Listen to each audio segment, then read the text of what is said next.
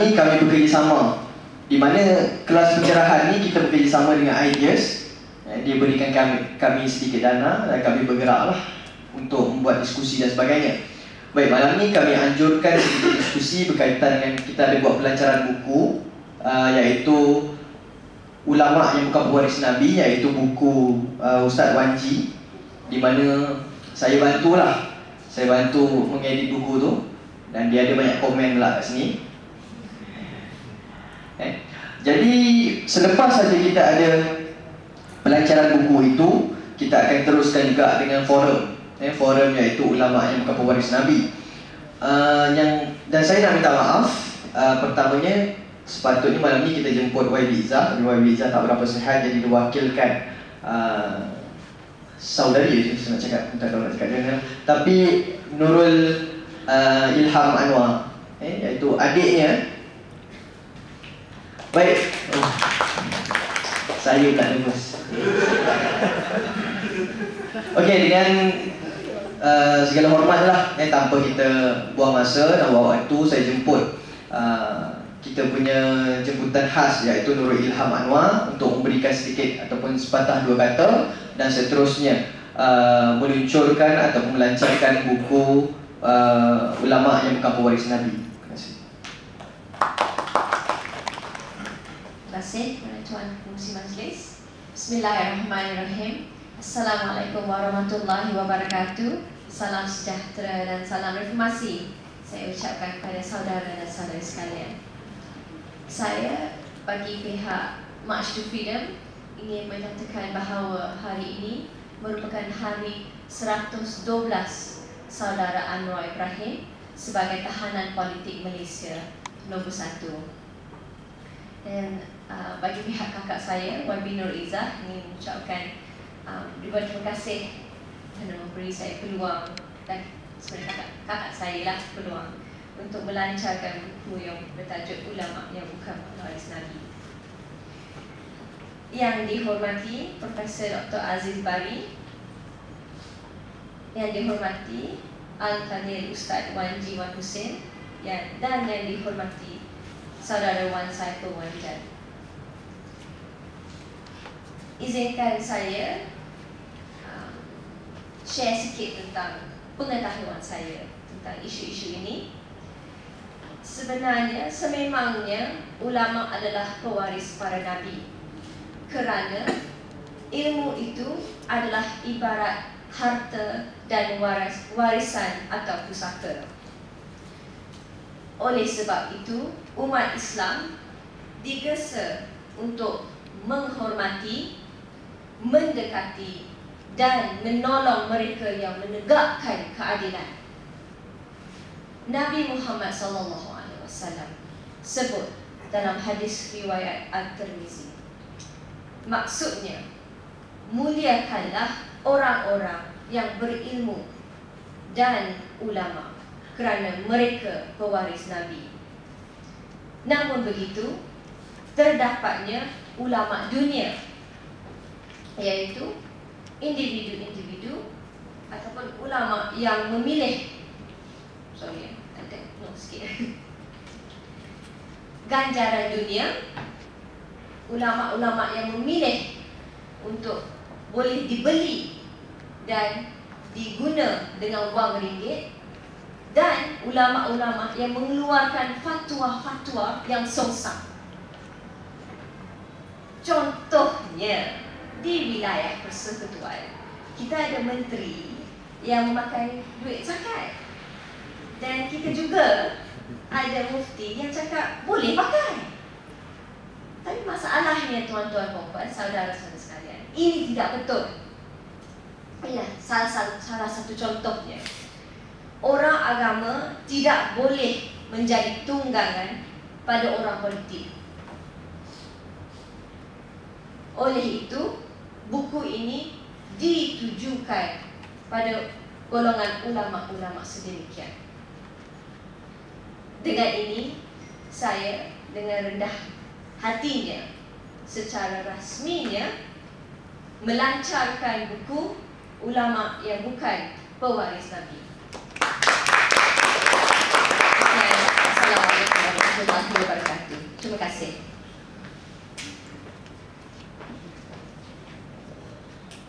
Baik, terima kasih kita ucapkan kepada Nurul Ilham Anwar atas ucapan ataupun sedikit kata alu-aluan dan seterusnya melancarkan untuk meluncurkan buku ulama yang bukan pewaris Nabi tadi.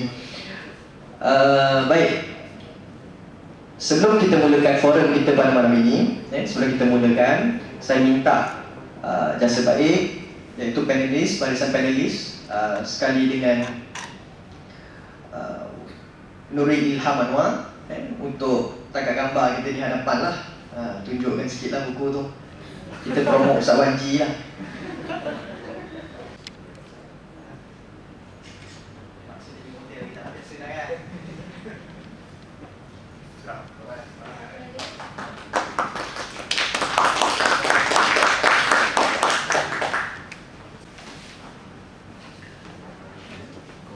Bismillahirrahmanirrahim. Assalamualaikum warahmatullahi wabarakatuh. Terima kasih sekali lagi saya ucapkan kepada semuanya hadir. Jadi kita akan mulakan forum kita pada malam ini. Baik, tapi bagaimanapun sebelum itu saya ingin memperkenalkan beberapa ataupun barisan panel kita. Yang pertama adalah sebelah kiri saya iaitu saudara Wan Saiful Wanjan selaku CEO kepada Ideas. Yang keduanya adalah Ustaz Wanji iaitu selaku penulis kepada buku yang bertajuk Ulama yang Bukan Pewaris Nabi. Dan yang ketiga, Profesor Dr. Aziz Bahri, orang banyak panggil dia sebagai pakar perlembagaan. Dulu masa orang demo kat UIA, pelajar UIA tak demo, yang demo pelajar luar. Saya salah seorang lah, Prof. Saya bagi tahu dia.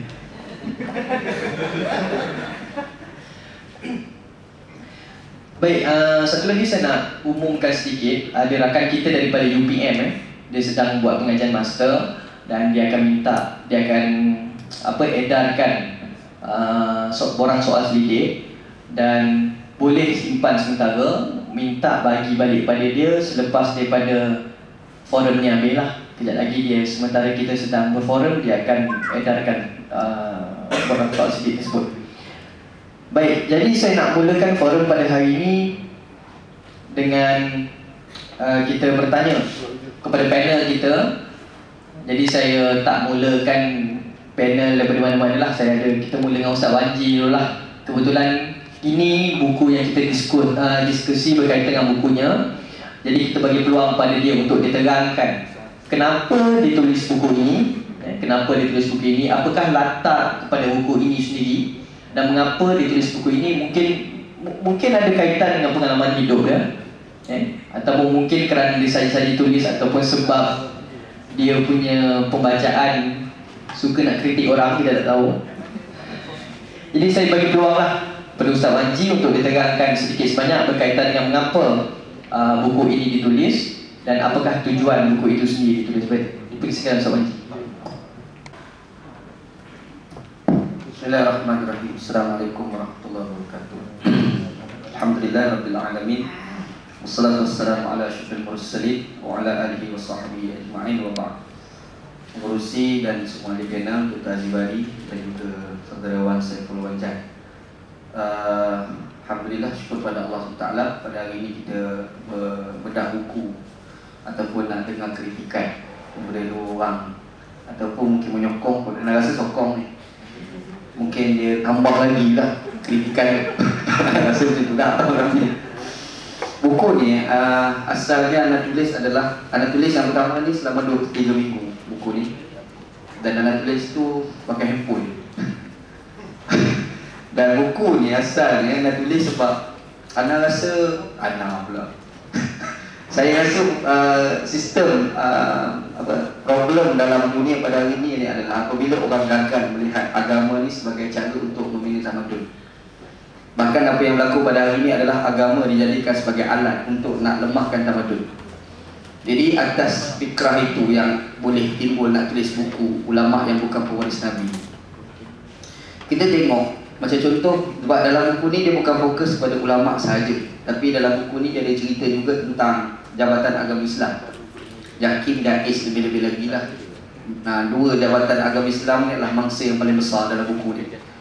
Iaitu apabila kita tengok ada ada kes yang melibatkan seorang tokoh agama di Malaysia yang bernama Nuruddin Al-Banjari. Syekh Nuruddin Al-Banjari ni antara orang yang dihalang untuk berceramah di Malaysia. Jadi dia dihalang tanpa dia diberikan peluang untuk dia berdebat, ataupun Jabatan Agama Islam itu sendiri tak panggil untuk dia berdebat dan menyatakan pandangan dia dan dijawab pandangan dia itu secara ilmiah. Dan kita tengok dalam style Jabatan Agama Islam di Malaysia ni, dia lebih suka kepada menggunakan hukuman berbanding orang menggunakan kepakaran ilmu ataupun dengan intelektual untuk berhadapan dengan perbezaan. Sedangkan kalau kita baca dalam hadis yang saya belajar, Quran dan hadis Nabi SAW, kita akan dapati bahawasanya Nabi Muhammad dia berhadapan dengan perbezaan ini dengan amat menarik. Antaranya Nabi Muhammad meraihkan perbezaan. Nabi Muhammad tak akan bersikap untuk bergaduh disebabkan ada perbezaan. Yang keduanya, kalau yang melibatkan kepada perbezaan agama, Nabi Muhammad dia berdebat. Dalam Quran itu sendiri itu menceritakan tentang debat antara Nabi Muhammad dengan padri-padri Kristian. Tapi benda ni berbeza dengan tindakan Jabatan Agama Islam di Malaysia. Jais ke dia, Jakim ke dia, apa nama sekalipun, kadang-kadang tindakan yang digunakan mereka itu adalah diorang menggunakan kekuasaan, yang sedangkan kekuasaan itu sebenarnya tak lebih sekadar untuk membodohkan manusia. Islam datang bukan untuk membodohkan orang. Islam datang ni untuk nak bagi orang cerdik. Tapi bila Jabatan Agama Islam dia menggunakan kekuasaan semata-mata tanpa dia orang menggunakan debat ilmu, bermaksud dia orang ni yang meneruskan projek pembodohan Jabatan Agama Islam. Sebenarnya problem ni dia bukan berlaku pada Jabatan Agama Islam je, tapi dia berlaku juga pada badan-badan agama yang lain, termasuklah PAS bagi contoh. Contoh PAS ni dia ada satu tema yang diratib sampai hari ni yang dinamakan sebagai walak sebagai contoh. Yang walak ni, sedangkan yang dipopularkan dalam pemahaman PAS tu sekadar pembacaan saya, dia salah. Dia bukan macam tu. Sebab dalam Ahli Sunnah wal Jamaah, Ahli Sunnah wal Jamaah ni dia akan baca hadis riwayat Al-Imam Al-Bukhari. Dalam hadis riwayat Al-Imam Al-Bukhari, macam mana Nabi SAW dia menceritakan tentang seorang lelaki yang dilantik oleh Nabi untuk jadi panglima perang. Dan Nabi Muhammad arah para sahabat supaya taat kepada dia. Cuma di tengah jalan, lelaki tadi mengarahkan para sahabat supaya menghimpun kayu. Jadi sahabat Nabi ni walak lah, sebab Allah tadi suruh. Panglima perang yang dilantik oleh Nabi itu suruh himpun kayu, dia walak himpun kayu. Tuan tu bakar, dia pun walak, dia bakar. Yang ketiga dia suruh terjun dalam api. Yang tu sahabat Nabi tak nak walak. Jadi bila tak nak walak, menyebabkan cerita tu sampai kepada pengetahuan Nabi SAW.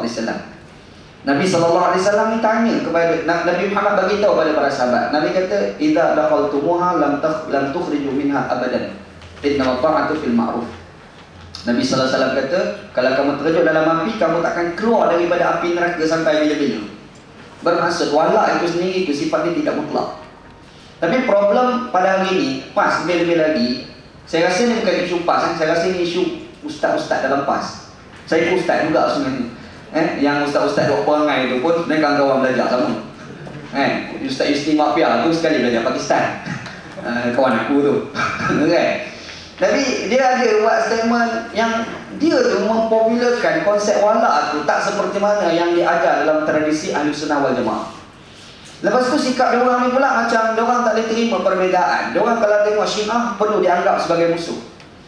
Yang diorang ni selalu menganggap kalau sekiranya orang Sunni duduk di tempat negara orang Syiah menghalang orang Sunni mengamalkan pahaman Sunni, maka dianggap sebagai zalim. Tapi tindakan yang sama mereka lakukan terhadap orang-orang Syiah. Jadi menghormati perbezaan itu tidak ada tau. Apabila mereka ni berkuasa, itu problem Lepas tu dalam ni saya tulis juga sikap yang sewajarnya ada pada ulama. Sebab ulama ni tak boleh dikatakan semata-mata orang banyak ilmu. Kalau kita kata ulama itu orang semata-mata ada banyak ilmu, kita akan kata iblis adalah ulama. Sebab iblis tu, kata Imam Al-Shawkani dalam kitab dia Fathul Qadir, dia mengatakan kana iblis aksaruhum ilman wa ijtihadan. Kata Imam Al-Shawkani, ulama itu adalah iblis itu adalah makhluk yang mempunyai ilmu yang begitu banyak dan paling banyak berijtihad. Tu katanya Imam Al-Shawkani dalam kitab Fathul Qadir. Kalau semata-mata ilmu dia banyak, maka orang tu terus dikatakan sebagai ulama, makanya kita akan kata iblis itu juga adalah ulama. Tapi isunya apakah iblis itu dikatakan sebagai ulama? Tak, iblis bukan ulama. Tapi ulama yang sebenar macam mana? Yang Quran sebut innama yakhsyallaha min ibadihil ulama. Orang yang paling takut kepada Allah Subhanahu wa taala itu adalah ulama. Ilmu yang sedikit tapi boleh takut pada Allah, ulama. Ilmu dia banyak tapi dia tak takut pada Allah, dia bukan al-ulama warasatul anbiya. Kalau dia ilmu banyak tapi dia tidak ada akhlak Islam, dia gelar orang, dia panggil orang jebon, contohlah kan. Dia kata orang macam-macam, dia tuduh orang dengan istilah munafik haraki sebagai contoh. Ini bukan ulama warasatul anbiya, ini al-ulama warasatul iblis. Dia bukan ulama mewarisi Nabi, itulah ulama mewarisi iblis. Sebab iblis sahaja menyukai orang duduk dalam neraka. Tiba-tiba ada ulama kita suka mengkafirkan orang seakan-akan dia suka orang duduk dalam neraka. Iblis dia suka orang neraka. Kalau orang yang jadi Nabi, Nabi Muhammad ni menangis-nangis sebut tentang umat dia, kebimbangan Nabi, orang masuk dalam neraka. Tapi ada ulama di kalangan kita, dia mudah nak menerakakan orang atas label kafir, munafik dan sesat sebagai contoh. Sedangkan yang suka duduk dalam neraka ni adalah iblis. Makanya kalau ada ulama yang suka nak melabelkan orang sebagai sesat, kafir, neraka ni, dia bukan al-ulama warasatul anbiya, dia adalah al-ulama warasatul iblis. Jadi atas fikrah itulah yang menyebabkan saya tulis buku yang dinamakan sebagai al-ulama, ulama yang bukan pewaris Nabi. Dia bukan menafikan hadis, sebab Nabi Muhammad kata al-ulama warasatul anbiya, ulama mewarisi Nabi. Bila kita buat ulama yang bukan pewaris Nabi, ni bukan kita menafikan hadis Nabi. Kita mengakui adanya ulama mewarisi Nabi, tapi kita tak boleh nafikan ada ulama yang tidak mewarisi Nabi. Ada ulama yang tidak mewarisi Nabi yang pernah diistilahkan oleh Al-Imam Al-Ghazali dengan gelaran ulama usul, ulama jahat. Ada ulama jahat yang dikeluarkan istilah oleh Al-Imam Al-Ghazali. Ibn Taymiyah sendiri bila dia membahaskan tentang waliullah, dia buat keluar satu lagi istilah, dia panggil wali syaitan. Ada wali Allah, ada wali setan. Jadi saya buat keluar satu lagi, ada al-ulama warasatul anbiya, ada satu lagi al-ulama warasatul iblis. Ulama yang tak ambil ciri-ciri Nabi, tapi ulama yang ambil sikap seperti mana sikapnya iblis, suka kafirkan orang, munafikkan orang, sesatkan orang. Sedangkan kalau kita baca dalam Quran, Allah Ta'ala tak bagi kita sesatkan orang. Inna rabbaka huwa a'lamu biman dhalla an sabili wa huwa a'lamu bil muhtadin. Quran kata Allah Ta'ala sahaja lebih mengetahui siapa yang disesatkan daripada jalan Allah dan siapa yang diberikan hidayah. Allah Ta'ala dia tahu. Tapi kalau ada ulama sesatkan orang, ada ulama kafirkan orang, ada ulama munafikkan orang, dia ambil kerja Tuhan. Nabi Muhammad pernah sebut, lam umar an unqaba ma fil qulubin nas. Aku tidak pernah disuruh untuk mengorek apa yang ada dalam hati manusia. Hadis sahih riwayat Imam Bukhari dan Muslim. Jadi atas fikrah itu saya tulis buku ni. Dan asalnya buku ni nak buat tajuk lain asalnya. Asal tajuk kita nak buat ada 2-3 tajuk yang dicadangkan. Antaranya kita nak buat tajuk melawan projek pembodohan. Buat ramai sangat nak bodoh orang atas nama agama. Tapi ada bincang dia tukar Islam mengkritik Islam. Ada pula pandangan kedua. Lepas tu bincang last sekali ada satu SMS datang nak tukar nama daripada yang lain-lain tu, tukar pada nama ulama bukan pewaris Nabi. Saya tak setuju. Mana boleh, itu kau nak lawan Nabi tu. Kan? Lepas tu ada pula cadangan, kita tambah sikit yang kat situ, ulama yang bukan pewaris Nabi. Saya setuju. Tajuk tu kan, tu asal sejarah dinamakan tajuk asbabut tasmiyah. Kalau orang belajar dalam ilmu tafsir kan, disebab nama tu kan, nama buku tu. Tu komen saya lebih kurang lah tentang buku ni. Wallahu a'lam. Baik, terima kasih kepada Ustaz Manji. Semasa sebelum, tak silap saya, sebelum atau selepas saya terlupa, tapi apabila buku ini dalam proses saya edit itu, saya ada berjumpa dengan Ustaz Manji. Dia kata sebelum ini dia menulis buku, dia ambil kata-kata orang ataupun kata-kata pandangan tokoh dan diletakkan dan jadikan buku. Tapi dia kata kalau nak tahu fikrahnya, nak tahu fikrahnya, baca buku ni, dia kata. Maksudnya apa pemikiran dia dan juga apa pandangan dia tentang konteks-konteks masa ataupun berkaitan dengan agama, boleh baca buku ni lah. Dia kata sudah dia nyatakan dalam itu. Dan satu lagi saya nampak macam Ustaz mengkritik ulama yang kita kata ulama yang mengkritik iblis, sepertinya begitu. Sepertinya mengatakan bahawasanya ulama yang mengkritik iblis tu adalah orang yang mengatakan jebon tu, betul ke? Tapi tak apalah, tak payah jawab. Baik. Saya jawab saja. Baik. Baik, seterusnya kita pergi pada yang bahagia, Profesor Dr. Aziz Bari, untuk soalan. Ustaz, Doktor, berkaitan dengan, baik, kalau kita katakan buku ini pun ada bincang, dan saya rasa kalau banyak tempat pun kita bincang berkaitan dengan JAIS, JAKIM ataupun institusi keagamaan itu sendiri. Yang kadang-kadang kalau kita tengok kerja mereka ini adalah banyaknya kepada mengharamkan itu, mengharamkan itu dan menghalang perkara ini, mengatakan orang ini adalah tak betul, mengatakan orang ini tak betul, dan dia saja yang betul. Baik, sebenarnya pada pandangan doktor, apakah peranan sebenarnya JAIS ini dan JAKIM itu, dan adakah JAIS dan JAKIM itu sendiri perlu diwujudkan ataupun mansuh bukan saja terpulang? So, bagaimana pandangan doktor? Assalamualaikum warahmatullahi wabarakatuh. Pengurusi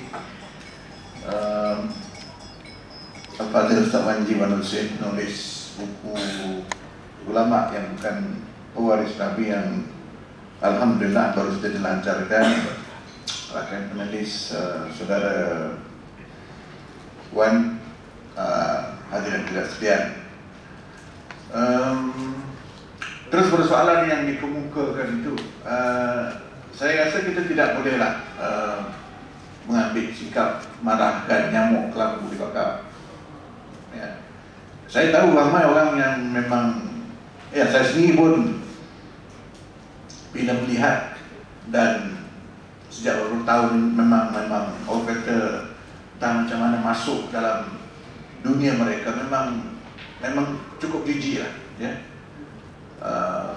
Konspirasi dan juga ya kegiatan yang mereka lakukan itu bukan merupakan sesuatu yang sepatutnya mereka lakukan lah, dengan kaki yang mudah, ya. Tetapi berbalik kepada soalan tadi, kita tidak harus melihat itu sebagai suatu alasan untuk kita membubarkan ataupun menghapuskan. Sebab kalau kita hapuskan institusi ataupun agensi berkenaan, apa gantinya, ya? Dan yang keduanya, mungkin orang yang bergantung ataupun mendapat kebaikan daripada, mungkin kebaikan itu bukan sesuatu yang disengajakan, ya. Mungkin sudah tidak dapat lagi meneruskan ataupun menikmati kebaikan itu, ya. Jadi kita harus melihat bahawa bukan semua khalayak di luar sana seperti anda sedia. Ada yang memang bergantung kepada agensi itu untuk pengetahuan mereka, untuk segala macam lah, dan dapat bantuan dan sebagainya, ya. Walaupun kita mengetahui bahawa yang menguasai jabatan ataupun institusi berkenaan itu memang setan. Ya, jadi tetapi saya menganjurkan supaya kita mengambil pendekatan yang waras lah, ya. Kita tidak harus memansuhkan, dan kita tahu juga dalam ataupun di sana ataupun di dalam institusi berkenaan itu ada orang-orang yang baik, ya. Dan mungkin kalau kita mansuhkan institusi berkenaan, kemana mereka nak pergi, ya. Jadi pada saya apa yang perlu dilakukan ialah membetulkan, ya. Dia dari itu kena betulkan balik supaya jabatan agama atau majlis agama itu dapat berjalan dengan baik. Sebenarnya kedudukannya begini, dalam struktur kerangka pentadbiran negara kita, dia jabatan agama itu terletak di bawah majlis agama. Majlis agama itu terletak pula di bawah sultan. Nah, jadi yang Tuan Agong tak ada, sebab yang Tuan Agong itu dia bukan ketua agama bagi negara Malaysia, dia cuma ketua agama Islam bagi negara, bagi negeri baginda dan negeri-negeri yang tidak ada sultan, ya. Jadi mengikut teorinya, maka yang menentukan sebenarnya di dalam konteks ini perlembagaan tidak menyekat apa-apa, ya. Jadi sebenarnya kalau katakan seorang sultan itu, seorang raja itu, seorang yang betul-betul alim, seorang yang warak, baik betul, sebab dia tidak perlu dengar nasihat siapa. Dia tak perlu dengar nasihat Perdana Menteri, dia tak perlu dengar nasihat Menteri Besar dan itu sebagainya, ya. Cuma itu tak berlaku lah, tidak ada lah, bukan. Jadi majlis itu pula dilantik oleh baginda secara peribadi, dia boleh.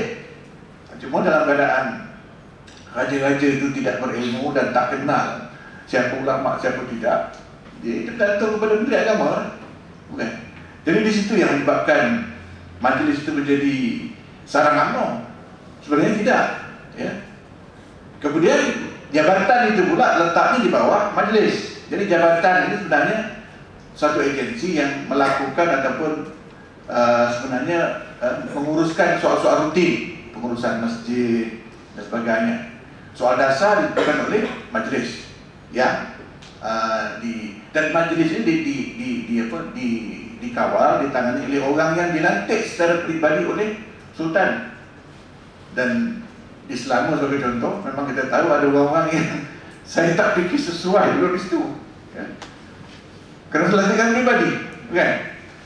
Dan saya fikir ada isu lain yang saya fikir harus juga dikaitkan, ini soal zakat. Sebab zakat ini juga diletakkan di bawah majlis agama Islam masing-masing.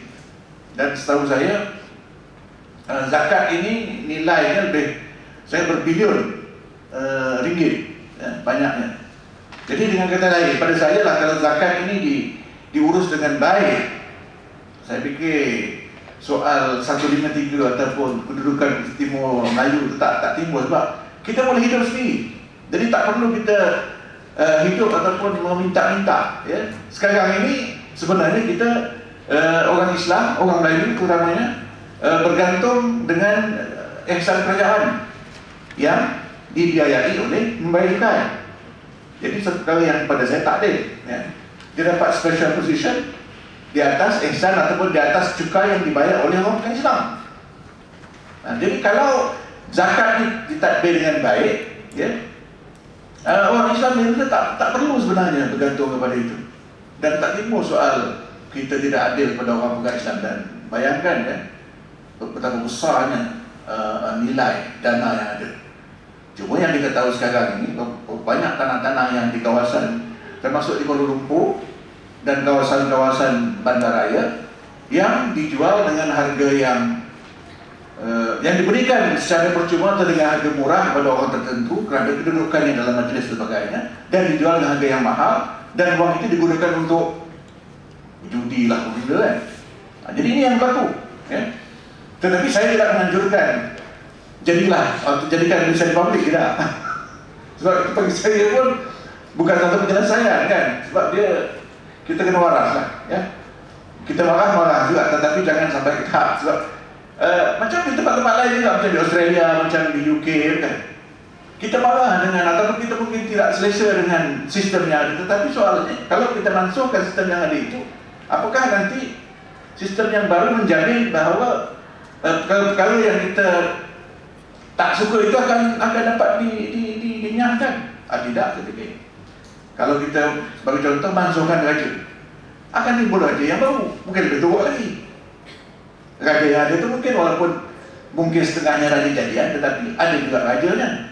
Tapi kalau dari mansuhkan, timbul raja yang lain yang bukan raja langsung, mungkin yang haprak langsung, yang kita nak tengok pun meluat, kan? Jadi soalnya ataupun isunya lah, nak membersihkan, nak membetulkan lah. Tetapi nak betulkan itu bukan senang pun. Ustaz Wadi dah didakwa di mahkamah di atas akta hasutan. Saya baru report polis, walaupun saya lebih banyak report pada dia, beratus saya dapat. Tetapi nak ceritanya begitulah payahnya, ya. Nak memahamkan masyarakat, dan itu risiko yang terpaksa kita tanggung. Jadi berbalik pada soalan fungsi tadi, saya fikir itulah kita tidak bercakap soal mansuhkan, kita nak balikkan ataupun nak kembalikan institusi ataupun jabatan ataupun agensi bergerak kepada tempat yang asal, yang baik, kan? Ya, sebab itu yang sebenarnya yang perlu dilakukan, dan sebenarnya itu yang cukup mudah, senang, tak payah buat benda yang baru.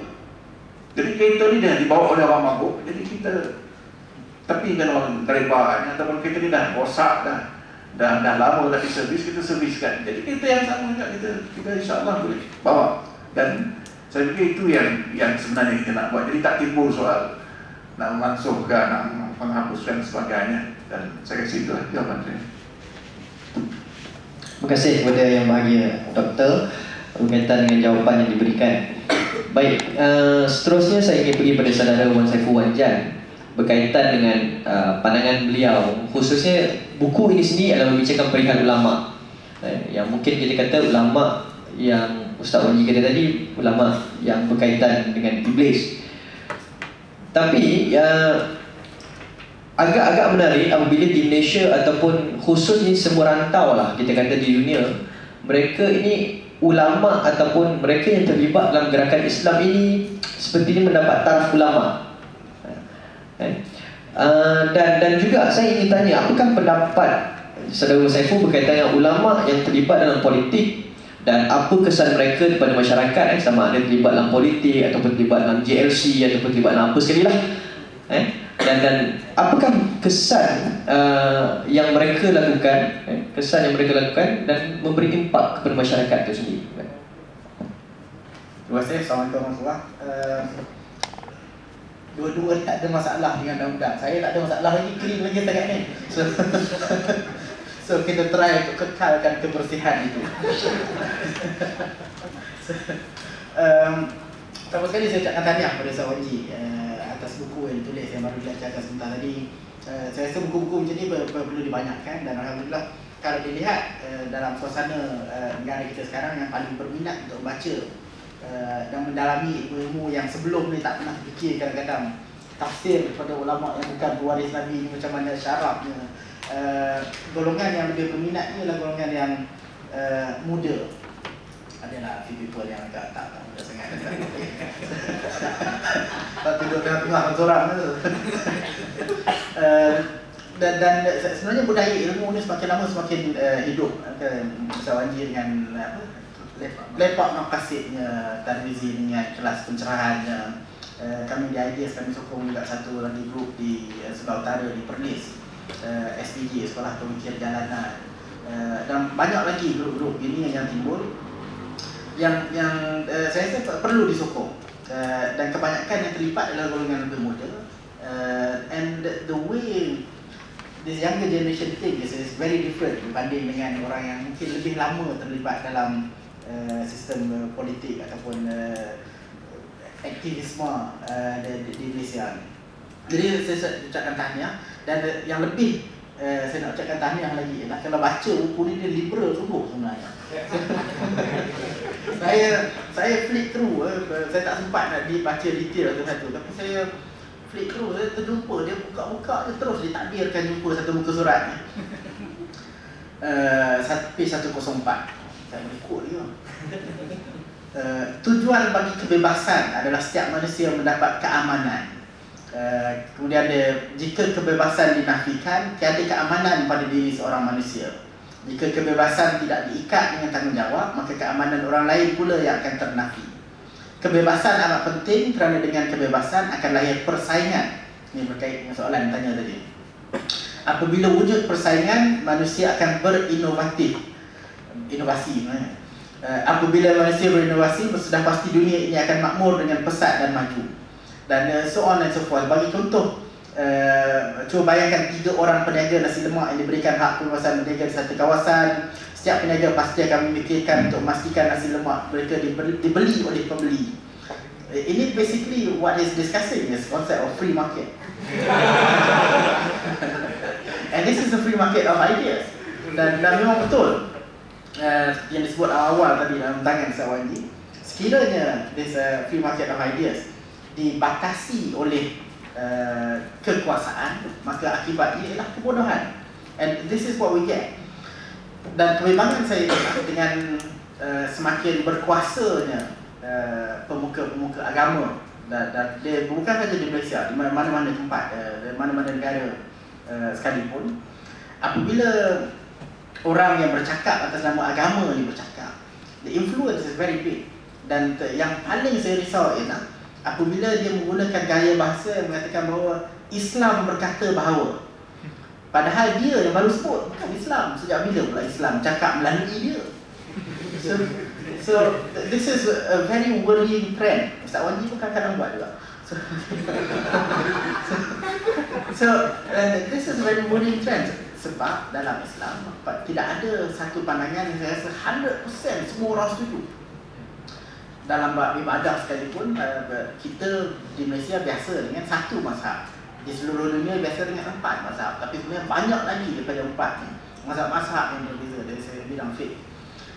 And apa yang menyebabkan mazhab-mazhab ini boleh berkembang ialah berlakunya persaingan. Macam Ustaz Wadi sebut, dia bagi hadis lagi untuk justify konsep persaingan. So boleh nanti penasihat syariah boleh idea. Dan yang mewujudkan masalah ialah apabila ditubuhkan badan-badan yang rasmi, badan-badan yang diberi kuasa untuk menghadkan kebolehan manusia untuk berfikir. Dan tadi soalan yang ditanya oleh Tamizi kepada Prof Aziz tadi, saya rasa agak relevan dalam hal ini, yang mana beliau tanya mengenai institusi yang ada. Bagi saya, desain asal kita di Malaysia satu desain yang amat baik sebenarnya untuk membolehkan berlaku percambahan fikiran, yang mana jika dilihat desain konsep persekutuan Malaysia ini, bidang kuasa agama diberikan kepada negeri, kepada sultan-sultan di negeri-negeri masing-masing. Bagi saya, bid'ah yang baru timbul ialah penubuhan badan di peringkat kebangsaan, di peringkat federal, seperti JAKIM, seperti Majlis Fatwa Kebangsaan. Sebab sepatutnya benda ini tidak wujud. This is an usurpation of the constitutionally given rights of the states, the given rights to the states. Perlembagaan memberikan hak untuk mentadbir agama kepada negeri yang dipusatkan kepada sultan negeri masing-masing. Kenapa kita perlu wujudkan Majlis Fatwa Kebangsaan? Tidak akan cukup dengan Majlis Fatwa di beberapa negeri yang kita ada, 13 negeri. Majlis Fatwa ada 13 apa? Saya pun hilang, lost count. Tapi basically setiap negeri, termasuk wilayah persekutuan, ada Majlis Fatwa masing-masing. Ini sepatutnya membolehkan berlakunya percambahan fikiran dan persaingan antara satu negeri dengan negeri yang lain. Tapi ia dihadkan apabila ada usaha untuk menyelaras. Dan ini bagi saya ada satu masalah. Dan apabila diwujudkan badan di peringkat kebangsaan yang segini, maka timbullah dan berlakunya persaingan dan usaha untuk mempengaruhi satu sama lain, terutama di kalangan orang-orang yang berkuasa atau orang yang mengkehendaki kuasa. Maka berlakulah fenomena yang mana ulama-ulama kita menyertai perbahasan di peringkat politik. Dan ini bagi saya ada satu penurunan kualiti keilmuan mereka. But politics is all about compromise. Politics is about telling people what they want to hear. Politics is not about leading the intellectual discourse. Kalau sekiranya timbul seorang ahli politik yang cuba nak kata bahawa ini dia pandangan yang betul, semua orang lain tak setuju saya, kau semua salah, confirm tak menang pilihan raya. Orang politik kalau nak menang, dia kena bercakap di depan kumpulan ni, dia cakap apa yang kumpulan ni nak dengar. Dia pergi kumpulan satu lagi, dia cakap apa yang orang tu nak dengar. Dia pergi kumpulan satu lagi, dia cakap apa yang orang tu nak dengar. Ini ahli politik yang berjaya. Dan inilah ahli politik yang baik. Tafsiran ahli politik tu lah. Tapi kalau sekiranya dia pergi dan dia kata saya percaya dengan benda ni dan saya akan buat benda ni saja, maka akibatnya dari segi politik dia tidak akan popular. Dan soalan yang Tamizi tanya tu, saya tahu dia nak pergi pada PAS sebenarnya. So saya pergilah pada PAS sikit. Tak apa, nanti lah PAS dulu pegang BSC lah, kelakar BSC. Jadi apa pandangan bagi keterlibatan ulama dalam bidang politik dan sebagainya? You see, kalau kita nak cakap, nak tengok contoh apa yang berlaku dalam PAS lah, ni pandangan yang saya rasa agak yang tidak akan popular di kalangan ramai orang. Kalau tengok apa yang dilakukan oleh Presiden PAS sekarang, you see, from if you want to take a principled point of view, sebenarnya kalau dia tak setuju dengan apa yang berlaku dalam Pakatan Rakyat dan dia kata bahawa saya memang tidak setuju dengan benda ni, then that is taking a leadership position. You see, whether you agree or disagree with what he's doing, itu different thing. But he is taking a leadership position. Tapi masalahnya leadership dalam bidang yang salah. Sebagai seorang orang politik, untuk menang, he needs to get majority support dengan perangai yang seperti dengan perangai kuat sangat. Bahaya. Kita kekalkan kebersihan.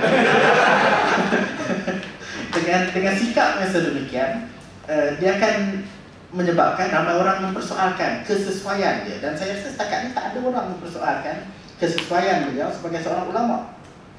Yang dipersoalkan adalah kesesuaian beliau sebagai presiden sebuah parti.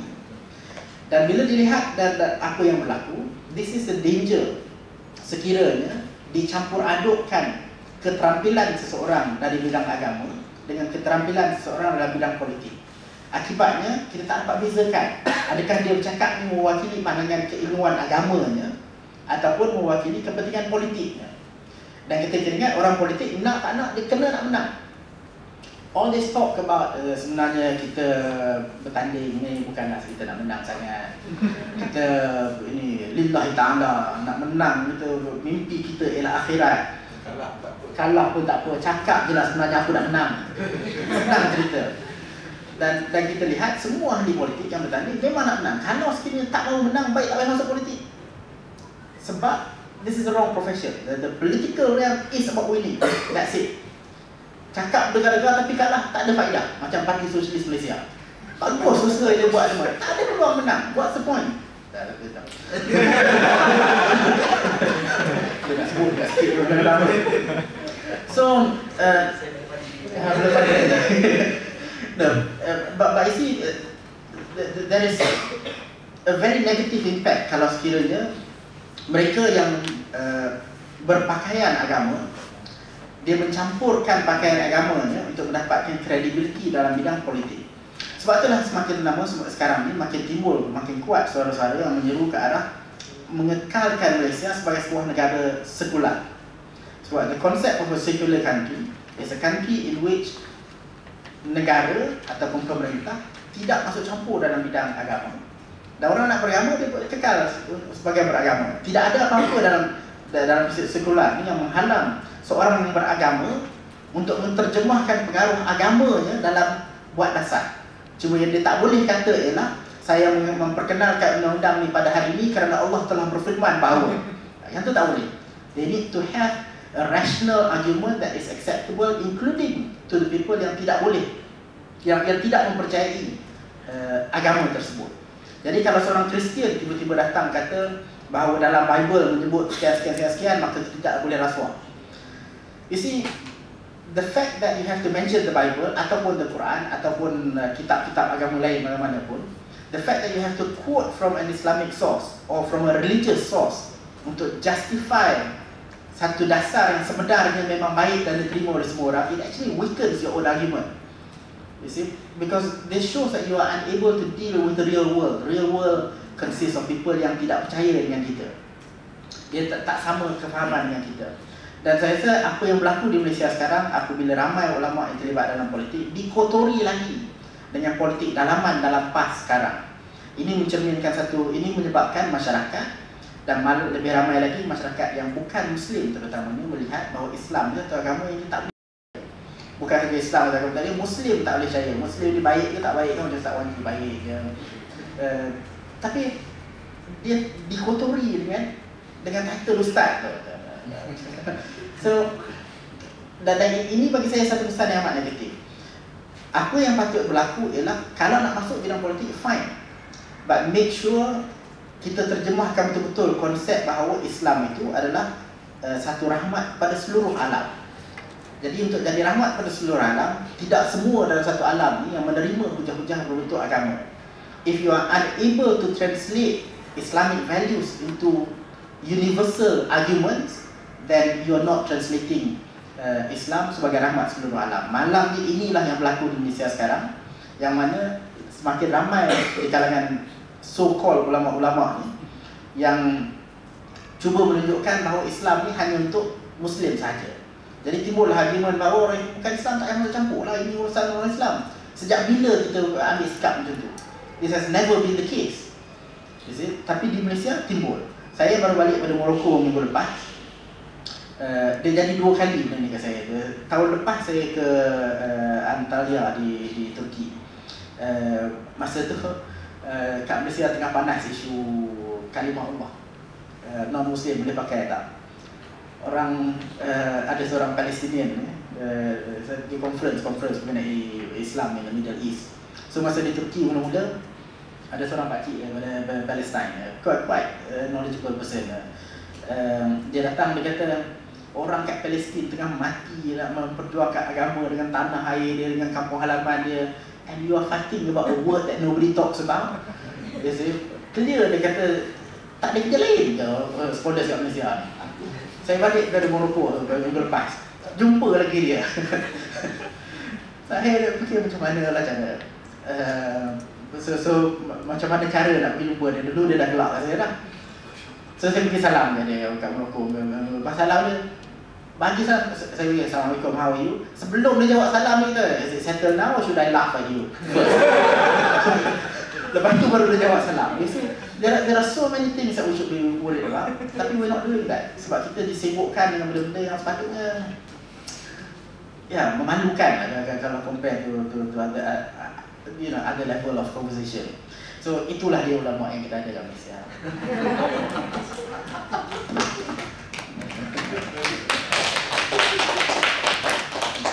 Baik, terima kasih kepada saudara Wasaiful Manjan. Bukan Datuk. Okey. Baik, seterusnya sebelum saya pergi ke round yang kedua, saya nak maklumkan bahawasanya round yang pertama tadi selesai. Jadi kita ada round yang kedua, iaitu saya boleh katakan sebagai round yang terakhir untuk saya bertanya kepada panelis. Dan yang ketiga ni kita akan buka ruang kepada lantai ataupun kepada hadirin untuk bertanyakan apa-apa saja soalan. Jadi saya mohon jasa baik untuk dah boleh fikir-fikir soalan, ataupun boleh apa-apa saja pandangan, dan kita ambil kira juga pandangan sekiranya kalau ada apa-apa pandangan berkaitan dengan isu-isu semasa ataupun mungkin kritikan terhadap buku itu sendiri. Baik. Baik, seterusnya saya nak berbalik kepada Ustaz Wanji. Baik, dalam buku ini ada satu tajuk, iaitu Islam bukan agama bengis. Kalau kita baca surah Al-Fatihah pun saya yakin ayat yang pertama itu adalah Alhamdulillahirabbil alamin, iaitu Tuhan itu Tuhan itu maksudnya dia mempunyai semua alam. Bagaimana kalau dia sudah mempunyai semua alam, dia tidak memberi rahmat kepada orang yang bukan beragama Islam? Bermaksud kat sini, kalau yang kita, macam Wan Saiful sendiri kata tadi, kita kat sini kat Malaysia ni sepertinya agama Islam ini ataupun negara ini adalah hanya untuk orang Melayu ataupun untuk orang Islam. Sedangkan kita gagal untuk memahami isu-isu yang berkaitan dengan bagaimana kita kata antara kaum lain ataupun antara agama lain yang baik kepercayaan yang lain. Baik, tapi hari ini kalau kita tengok Ustaz Wanji, dalam mungkin nampak obvious, kita kata dalam politik lah. Dalam politik, mereka yang menggelarkan diri mereka ulama dan menggunakan agama sebagai mereka punya baju, mengatakan bahawasanya mereka buat satu perkara itu atas nama agama, menghalang orang satu perkara itu atas nama satu agama. Jadi bagaimana kita nak melihatkan sebenarnya Islam ini bukan seperti agama yang begitu. Agama ini adalah, Islam adalah sebagai agama yang rahmat. Bagaimana Ustaz? Bismillahirrahmanirrahim. Pasal tajuk dalam tu kan, berkait dengan agama ni sering digambarkan sebagai bengis. Problemnya adalah apabila orang menafsirkan ayat Quran yang Allah sebut asyidda'u 'alal kuffar ruhama'u bainahum. Itu problem paling besar. Saya secara peribadi tak setuju asyidda' itu diterjemah sebagai keras terhadap orang kafir. Secara bahasa ni saya tak setuju. Asyidda'u 'alal kuffar ruhama'u bainahum, saling berkasih sayang sesama mereka. Asyidda' ni dia tak boleh terjemah sebagai keras, sebab kalau keras dia akan memberi implikasi kita mula nak bunuh orang. Kita tengok orang bukan Islam ni tak reti nak senyum. Bila kita tengok orang bukan Islam, yang ni point, kita nak halalkan darah dia. Ini problem paling besar apabila salah menerjemahkan Al-Quran. Kita kena faham, bila ulama' dia tulis tafsir, dia akan tengok situasi zaman dia. Imam Ibn Katsir bila dia bahaskan ayat ni, dia akan buat mari ayat-ayat perang, sebab zaman tu era berperang. Dalam bentuk kerajaan pada ketika itu yang berperang antara satu dan yang lain. Makanya tafsiran itu dia perlu dihidupkan dalam suasana zaman tu. Kalau zaman sekarang ni kita nak dengar tafsir yang hidup ni, kalau di Malaysia contoh kita dengar tafsir daripada Al-Raham Tuku Ni Aziz. Sebab tafsir dia hidup. Dia menceritakan satu ayat Quran ditafsirkan dengan suasana sekarang. Dan hidup tafsir tu. Kalau kita nampak inilah tafsir Malaysia. Kalau kita kat Indonesia tu kita baca Buya Hamka punya tafsir kan. Tafsir tu dia ulama dia menafsirkan Quran. Ulama-ulama dulu dia tafsirkan Quran itu dalam bentuk yang hidup. Tapi problem kita mengambil tafsiran di zaman perang untuk diadaptasi dalam kerangka negara yang aman. Dia rosak terus. Itu jadi masalah pada menafsirkan Al-Quran. Bila kita semak betul-betul asyidda' walal kuffar, dia bukan makna kita bertindak keras, tetapi kita perlu bertindak yang sampai orang respect. Tapi nak terjemah sebiji asyidda' apa? Saya tak tahu terjemah yang tepat kan. Tapi kalau saya, pemahaman kita terhadap asyidda' walal kuffar itu sebarang tindakan yang menyebabkan orang respect. Kalau orang Islam rasuah, orang bukan Islam tak respect. Kalau orang Islam sama-sama sendiri dia pergi kata baruah ke orang, agak orang bukan Islam respect. Dia tak respect lah. Jadi macam mana yang dikatakan asyidda' walal kuffar yang diterjemah tafsiran kita, sebab kita menafsirkan itu bukan atas semangat Quran, tapi kita menafsirkan Quran atas semangat zaman orang dulu. Akhir sekali kita mengadaptasi dalam kerangka yang rosak. Islam pun sudah dilihat sebagai bengis. Lebih-lebih lagi apabila orang tu baca Quran dan baca hadis, tapi dia orang ni terlalu narrow minded. Macam contoh ada konsep yang dinamakan sebagai Islam Melayu yang Isma dah buat. Itu masalah besar tau. Dia berhujah dengan hadis Nabi Al-A'immatu min Quraisy, pemimpin daripada Quraisy. Dia kata hadis ni menjadi dalil bahawasanya ada konsep agama dan bangsa tu kan. Hadis tu yang Nabi Muhammad sebut tu, dia merujuk kepada konteks zaman.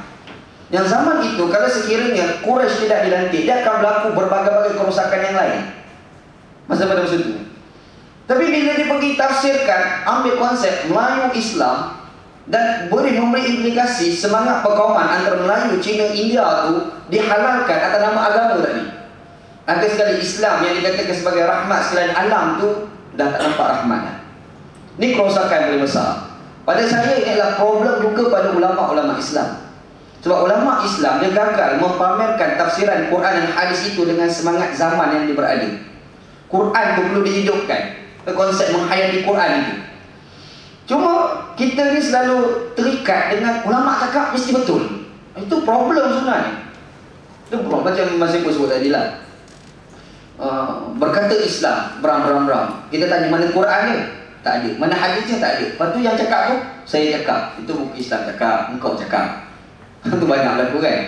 Kalau Islam cakap mesti Quran cakap, apa yang hadis cakap, itu Islam cakap. Sebab kalau kita baca betul-betul Islam, dia ada beza di antara wahyu dengan apa yang ulama tafsirkan daripada wahyu. Dia bagi syariat, satu lagi dia bagi fiqh. Yang hari ni kita dah bergaduh ni, bukan kita bergaduh pada syariat, yang kita bergaduh ni adalah pada fiqh. Fiqh ni tafsiran ulama terhadap wahyu. Enakmen hudud Kelantan tu, itu fiqh bukan syariat. Enakmen hudud Kelantan tu, yang ada yang dituduh orang nak bentang tu, itu fiqh, dia bukan syariat.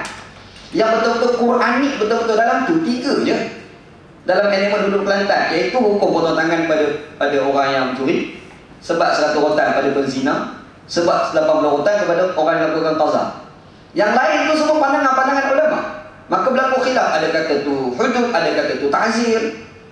Jadi bila disebutkan sebagai ulama bercakap, bila disebut sebagai pandangan ulama, kita tak salah nak kritik. Kalau kita tolak ni tak usah akidah pun. Dan selama ini pun kita tak pernah tolak Quran, kita mengatakan Quran itu betul. Tapi kita tak setuju bila ada ulama yang menafsirkan satu ayat Quran dan tafsiran dia dilihat sebagai keras sebagai contoh. Ini problem apabila orang gagal membezakan. Sebab itu saya tulis buku ni pun sebenarnya saya nak bagi satu penjelasan yang amat mudah, yang orang boleh faham. Sebenarnya ulama dah cakap tu, kita nak kata dia tak betul pun tak apa. Tak betul, aku tak nak pakai. Kalau kita kata tak pakai, aku tak nak pakai, itu akidah kita tak rosak. Dia kata, oh kau ni murtad sebab tak pakai aku. Makanya ada ulama-ulama yang berbeza pendapat dengan dia pun akan jadi rosak akidah. Ulama sama-sama dia khilaf. Kita jangan duk ingat bila ulama dia ramai maka mesti aman. Tak. Yang aman tu ramai ulama orang. Mesir tu ramai ulama bergaduh. Mursi kena bunuh tu dah 3 orang, hakim buat keluar. Belakang tak ada mufti luluskan keputusan hakim. Mufti buat keluar kelulusan mengatakan boleh hukuman bunuh kepada Mursi. Di Mesir kan. Kita pergi kat Sweden, ulama tak ramai. Alhamdulillah aman. Dekat Malaysia ni, dia start nak bergaduh tu bila ramai ulama-ulama. Dia tak bergaduh lah, dia tak bergaduh sampai bunuh orang kan. Zaman dulu ulama bukan aman pun dia bergaduh. Siapa kata ulama tak bergaduh? Imam Abu Hanifah masa meninggal, seorang al-imam juga, seorang salafus salih nama al-Imam Auza'i. Nama ulama Auza'i, ulama popular. Dia buat statement, dia kata alhamdulillah qad amata man yanqudha orang Islam yang urwatan. Dia kata ulama. Bila mati Imam Abu Hanifah, dia kata alhamdulillah yang telah mematikan seorang lelaki yang telah membuang Islam satu persatu. Tengok statement ulama. Nampak tak? Kalau kita kata ulama ramai mesti aman. Tak semestinya. Kadang-kadang ulama ramai itu lagi kau gabut. Jadi jangan dongkong kepimpinan ulama. Buang masa. Allah.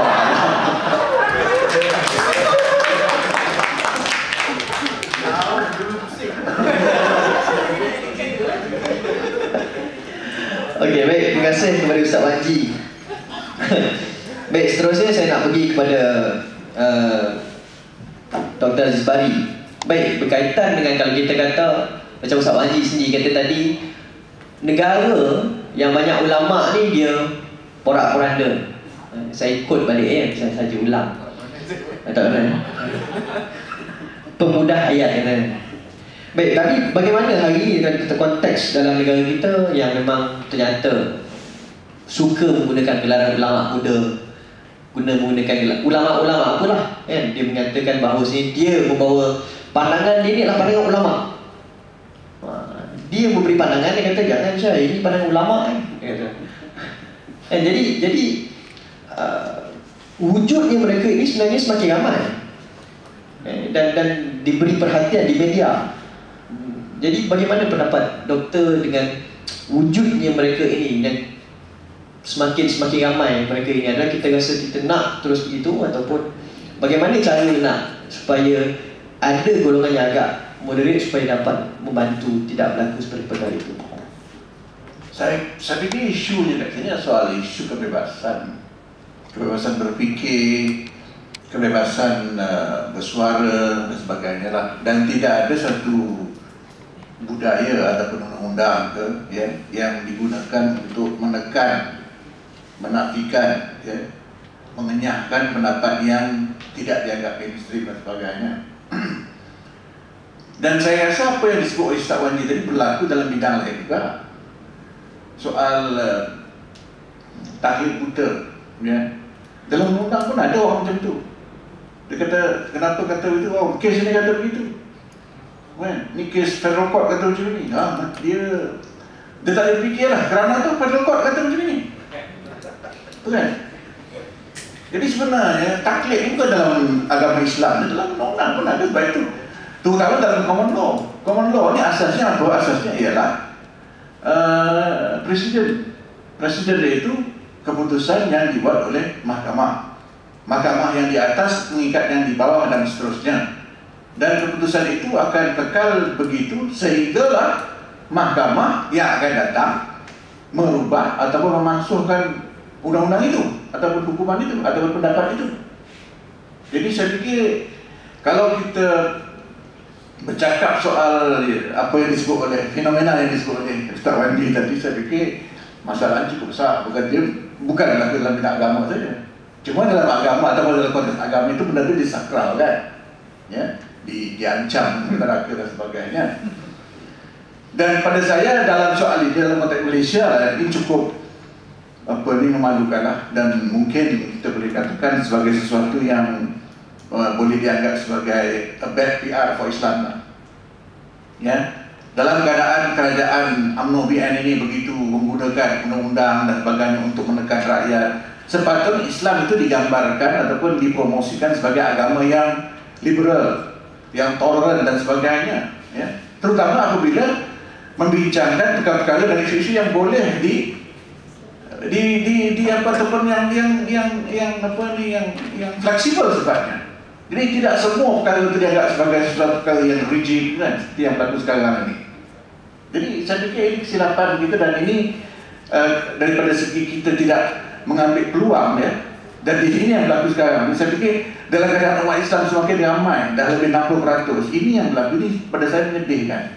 Sepatutnya dalam keadaan Islam semakin kuat dengan kedudukan penganut begitu ramai, kita sepatutnya lebih terbuka, lebih bersedia untuk membuka ruang kepada perbezaan pendapat dan mengizinkan orang bukan Islam juga bercakap dengan Islam. Apa salahnya?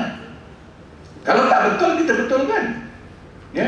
Jadi tak payahlah dimasukkan dalam akta sultan dan sebagainya kan. Ini yang berlaku. Jadi dengan kata lain, bukan saja Islam itu digunakan ataupun dogma Islam itu digunakan untuk menakutkan orang, tetapi undang-undang yang ada juga digunakan sama untuk menguatkan dogma-dogma tadi. Ini yang berlaku di Malaysia. Dan saya fikir ini cukup menyedihkan. Ya?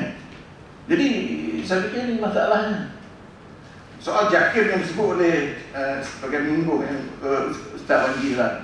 JAKIM sebenarnya, JAKIM satu badan yang saya fikir dalam konteks yang sekarang tak betul. Sebab JAKIM ini sepatutnya kalau berbalik kepada lembagaan yang asal yang direkomendkan oleh kertas putih yang merupakan semakan pada laporan RIP ialah bahawa badan seperti JAKIM ini seharusnya diletakkan di bawah Majlis Raja-Raja, bukan Perdana Menteri.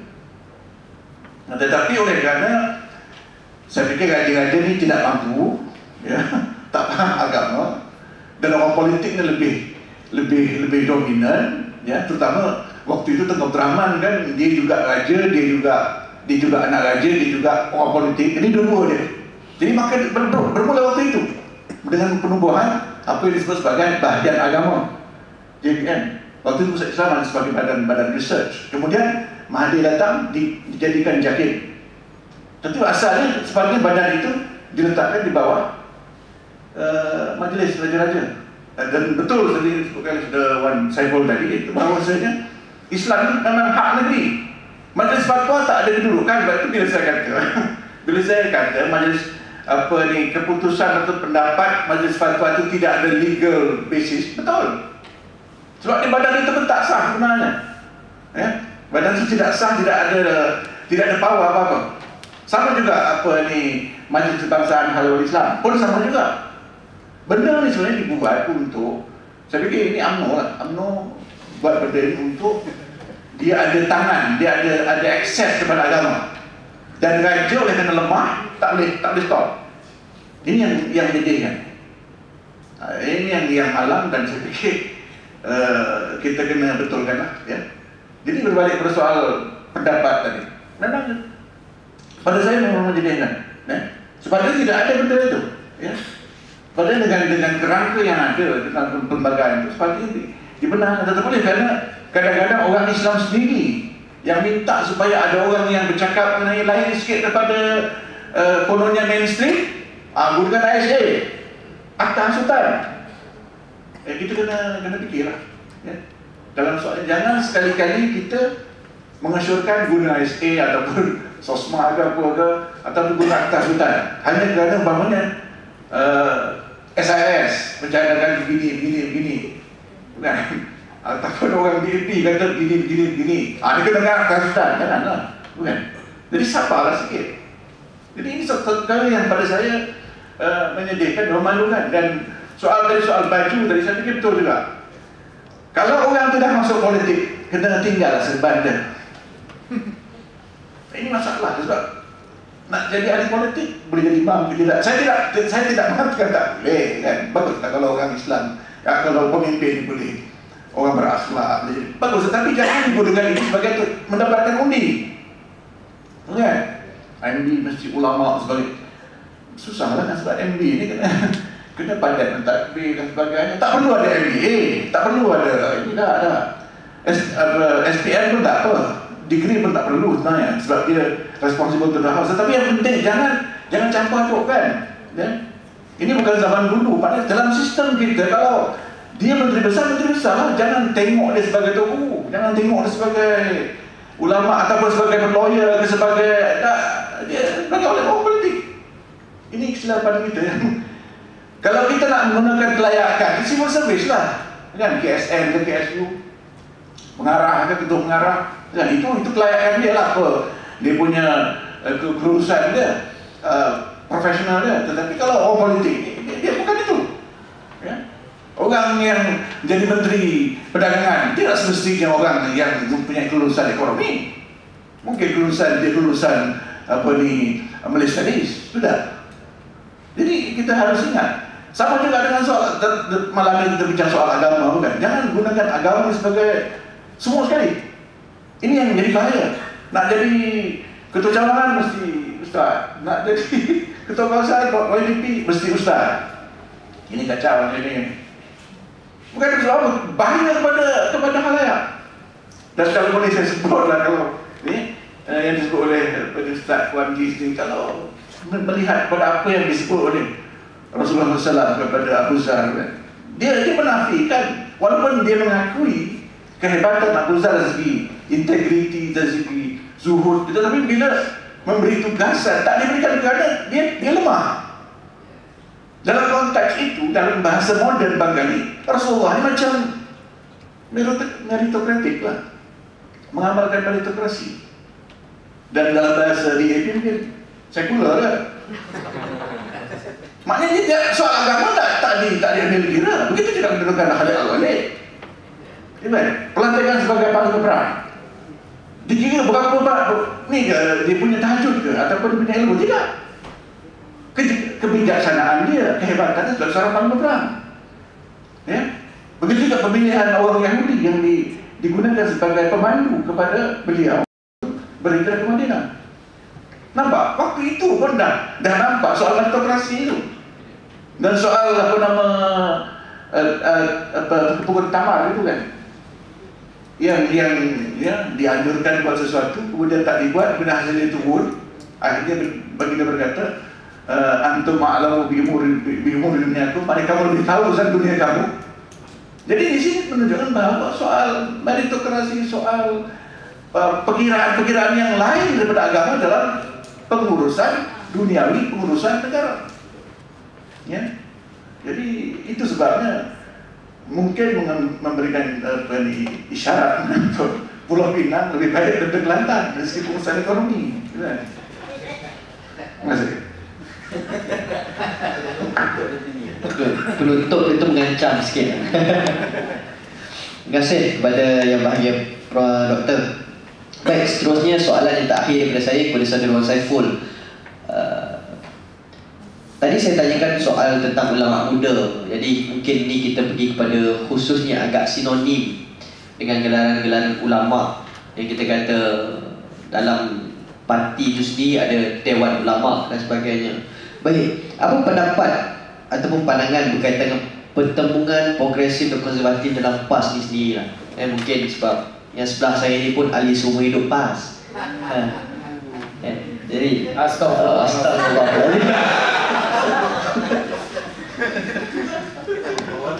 Pertembungan antara progresif dan juga konservatif dalam PAS. Pendeknya kita dah dekat 10 sekarang. Saya rasa pertembungan progresif dan konservatif dalam PAS ni adalah sebenarnya satu isu lama. Benda ni berlaku daripada awal lagi. Kalau lihat dalam mana-mana parti pun hampir-hampir mustahil dalam satu parti itu semua satu kepala, semua satu cap.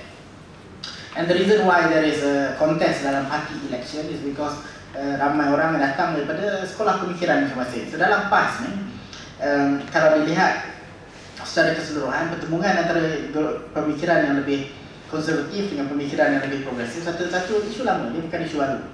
Cuma sekarang ni menjadi agak kurang bertamadun sikit punya persaingan yang dalam PAS.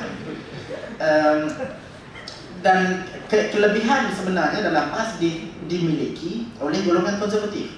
Sebab dalam persaingan pemikiran yang berlaku sebelum ni, apa yang diusahakan oleh mereka dibantu oleh mereka yang mungkin berfikiran agak progresif pada masa sekarang. Dulu dia menginstitusikan entiti-entiti yang menyokong pemikiran konservatif. Contohnya macam Dewan Ulama, contohnya macam Majlis Syura Ulama. Ini apa yang berlaku ialah dia menginstitusikan pemikiran yang datang daripada satu kumpulan. Dan bila diinstitusikan sesuatu kumpulan itu, maka of course they will have the advantage. Sama dengan kita tengok di Malaysia, pentadbiran agama contohnya. Pemikiran Ustaz Wan Giz, pemikiran minoriti. Yang majoriti ini ialah duduk dalam majlis agama, majlis fatwa, jawatan kuasa fatwa kebangsaan, Jadi pandangan macam dia minoriti, maka dia payah nak bersaing, dan lebih payah dia nak bersaing adalah these people have power. Bila diinstitusikan, dia datang dengan kuasa. Jadi sekarang ni apa yang berlaku dalam PAS ialah golongan yang konservatif ada institusi yang dimiliki yang membolehkan dia anjurkan pelbagai aktiviti berkempen sepanjang tahun atas nama kerja parti. Saya ingat beberapa tahun lepas, pada saya tahun 2011 tu, dianjurkan satu convention memperingati kepimpinan ulama, 25 tahun kepimpinan ulama. Padahal tahun tu 27 tahun. Dia 2 tahun terlewat, tapi sebab dia nak buat juga satu convention yang besar untuk kempen untuk kepimpinan ulama, dia pakailah nama apa-apa pun. Tak apalah, dia salah kira sikit. Tetapi yang penting ni ialah dia boleh organize dengan cara rasmi. Bukan saja rasmi, wajib ke orang datang tu. Baru-baru ni dibuat lagi convention. Dan ini adalah aktiviti berkempen dalam parti sebenarnya, dan kelebihan yang dimiliki mereka ialah they have the institution. Dan jadi masalah juga ialah dia sebenarnya apa yang berlaku dalam PAS ni dia sama dengan apa yang berlaku kat luar. Dia orang kat luar ni, kalau kita bukan anti lah, kalau kita tidak mainstream sikit, kita liberal sikit, apa yang berlaku dalam kalangan orang liberal ni, dia as soon as they find that they are not in the mainstream dan dia rasa comfortable, kita bebas sikit, kita berfikiran secara terbuka, maka immediately dia akan cari salah semua orang.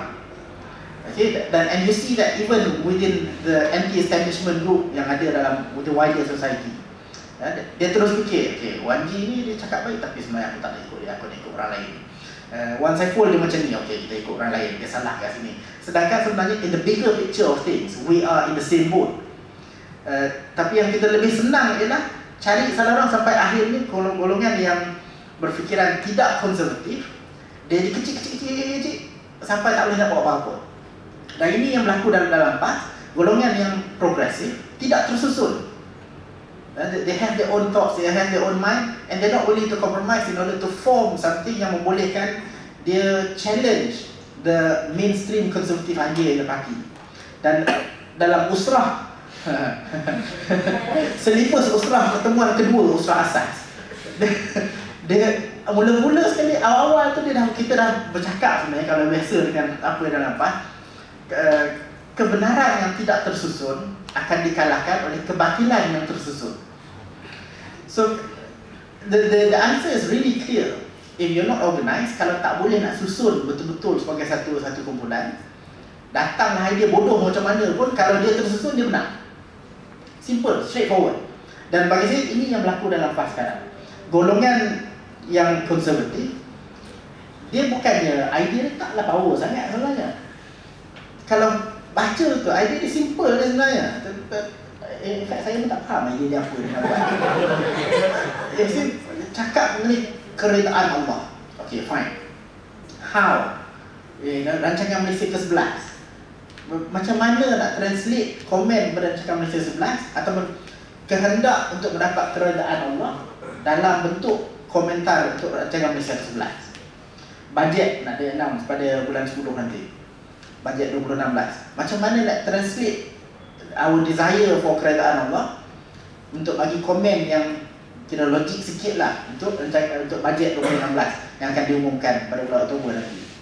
1MDB, international finance punya issues. Macam mana nak translate ni global crisis yang kita hadapi ni, isu Rohingya kat laut beribu-ribu orang. Macam mana nak translate itu satu dasar yang betul. Kalau terima orang Rohingya, satu Burma ni dia kata okey, pelarian kita pergi Malaysia sebab Malaysia terima kita. Tapi di waktu sama kita nak menyelamatkan juga orang yang perlu bantuan ni tanpa memberi signal bahawa Malaysia ni terbuka kepada semua orang untuk datang. Sebab akhirnya nanti kita tak mampu dah handle sebab kita duit dah tak banyak, habis bayar hutang YDB ni. So how are you going to translate kehendak kita untuk tolong saudara mara satu agama ni kepada dasar negara yang sustainable? Sebenarnya this conservative camp have never come up with any good policy ideas, tapi dalam hati dia tersusun. Golongan yang satu lagi, dia adalah tokoh-tokoh dia sana sini 2-3 orang, tapi tidak tersusun, dan ini kelemahannya. Sebab tu saya ingat lagi, dan bagi saya apa yang patut berlaku kalau sekiranya nak melahirkan persaingan yang kompetitif, yang berinovasi macam Ustaz Wani sebut dalam buku surat 104 buku dia. Kalau nak diwujudkan persaingan yang sihat dalam parti, dalam PAS, apa yang perlu dibuat ialah golongan progresif perlu menyusun barisannya, safnya. Sebut barisan saya sedih. Dia kena susun safnya supaya boleh challenge the other side and have a healthy competition. Saya tahun 2008 lagi, saya ingat masa tu ada satu conference di Istanbul yang presenternya adalah Ustaz Adi. Ustaz Adi pergi dengan Dr. Syed Azman dan Dr. Zulkifli Ahmad. Dia singgah ke London dulu, kemudian jadi bertiga, kemudian saya join group tu daripada London pergi ke Istanbul di Turki. Jadi kami berempat, pas duit tak banyak kan. Jadi Dr. Syed Azman dengan Ustaz Adi share satu bilik, saya dengan Dr. Zul share satu bilik. Ada few days, sebab 4-5 hari sempat ni. Masa tu lagi saya dah sebut pada Dr. Zul, saya harap dalam election parti yang akan datang saya doa dia kalah. Kalau ada pilihan raya dia bertanding, saya doa dia kalah. Termakbul lewat sikit, termakbul baru-baru ni baru makbul. Tu ada hijab antara tapi akhirnya makbul. Ni muktamar ni saya tak pasti Dr. Zul bertanding atau tidak, tapi kalau bertanding sekali lagi saya harap dia kalah. Sebab apa yang perlu dibuat oleh golongan seperti ini, somebody has to take the lead and form some sort of an organisation yang terasnya ialah it really has to be intellectual ideas. Dia tak boleh untuk aktivism. Saya gembira melihat apa yang dilakukan oleh PASMA, tapi saya rasa tak cukup untuk membolehkan berlakunya perubahan. Perubahan berlaku bila dia ada percabaran fikiran, and it has to be led by an intellectual endeavour untuk membolehkan golongan individu-individu yang ada idea-idea tertentu ni mewar-warkan idea dia yang macam disusun. So saya 2008 saya sebut pada Dr. Zul, dia kena buat something. Tak ada apa jadi, dia jadi pada jadi pengarah PPP. Saya masa tu excited sekejap sebab saya ingat pegang PPP mesti ada boleh buat some sort of pembaharuan. Tak ada apa-apa juga jadi saya salahkan Dr. Zulkifli Ahmad, tak kan. Saya rasa orang seperti Dr. Zulkifli Ahmad, orang seperti Dr. Hatta, orang seperti Khalid Samad, orang seperti Hanafi Wahidin, these people dan lain-lain yang digelar sebagai Jebon dan sebagainya, bagi saya kalau menang dalam muktamar yang akan datang sekalipun, kalau menang, they really should just resign and make a statement. You see, this golongan konservatif ni kata bahawa dia boleh buat sangat, buatlah. Tengok apa jadi. Bagi masa 2 tahun. Kalau dalam masa 2 tahun tu tak boleh meyakinkan satu Malaysia jadi Muslim ataupun menerima message Islam, then you have failed. You see? So bagi saya, kalau menang dalam muktamar sekalipun, they really should just resign, step down, arrange a way, strategize a way untuk membolehkan dia bangkit dengan idea-idea baru yang boleh menterjemahkan nilai-nilai Islam dalam konsep dasar-dasar pentadbiran negara. It is a shame that the region yang paling problematik kat muka bumi ini, the Middle Eastern region, sekarang melahirkan tokoh-tokoh pemikir yang macam Qardawi, macam Ghanouchi dan sebagainya. Sedangkan di Malaysia, negara yang aman, damai, orang bebas berfikir tanpa banyak masalah, tak ada tokoh daripada mereka antarabangsa melainkan seorang naib presiden. Ulama sedunia. Bolehlah, tapi kita perlu ramaikan orang macam tu. So they really need to strategize, they need to plan, dan mereka tidak sewajarnya, golongan progresif tidak sewajarnya membenarkan diri mereka disibukkan dengan the day to day debates yang sebenarnya petty issues, isu-isu kecil, isu-isu yang meletihkan jika dia terus-menerus ditangani. Banyak lagi isu-isu besar yang boleh membolehkan kita betul-betul mencabar kebolehan kita untuk menerjemahkan nilai-nilai yang kita yakini dalam dan menjadikannya sebagai konsep yang boleh diamalkan, hopefully bukan saja di Malaysia, tapi mana-mana tempat yang nak mengamalkan nilai-nilai Islam. So sekali lagi, conclusionnya ialah, bagi saya conclusionnya ialah pertemuan konservatif dan progresif ini satu benda yang lama berlaku dan dia akan berterusan. Saya rasa ramai orang sekarang bercakap mengenai kalau kalah, maka golongan progresif ini baik keluar daripada PAS, saya buat parti baru. Ada logiknya di situ dan mungkin boleh, tapi saya agak tidak berkeyakinan bahawa they have the machineries untuk buat satu parti baru. Bukan senang Malaysia ni, dia semua duit belaka. Jadi saya tak berapa yakin dia boleh buat parti baru yang cukup kuat untuk menyaingi PAS yang berfikiran lama. Dan saya rasa juga mungkin agak gopoh sedikit lah kalau sekiranya kalah satu muktamar, terus keluar tanpa cuba untuk take over balik parti yang ada, and win the battle of ideas in a healthy way by competing and forming a team properly. Baik, terima kasih. Baik, terima kasih kepada saudara Wasiful Wanjat berkaitan dengan komentar ataupun pandangan berkaitan dengan pertemuan progresif dan konservatif dalam PAS. Baik, seterusnya saya nak buka sesi yang ketiga kepada hadirin yang ada untuk bertanyakan soalan ataupun mungkin pandangan sedikit sebanyak berkaitan dengan apa yang kita bincangkan pada hari ini. Baik, seterusnya. Pertama boleh sebutkan nama, sebutkan nama dan soalan, kemudian tujukan kepada siapa.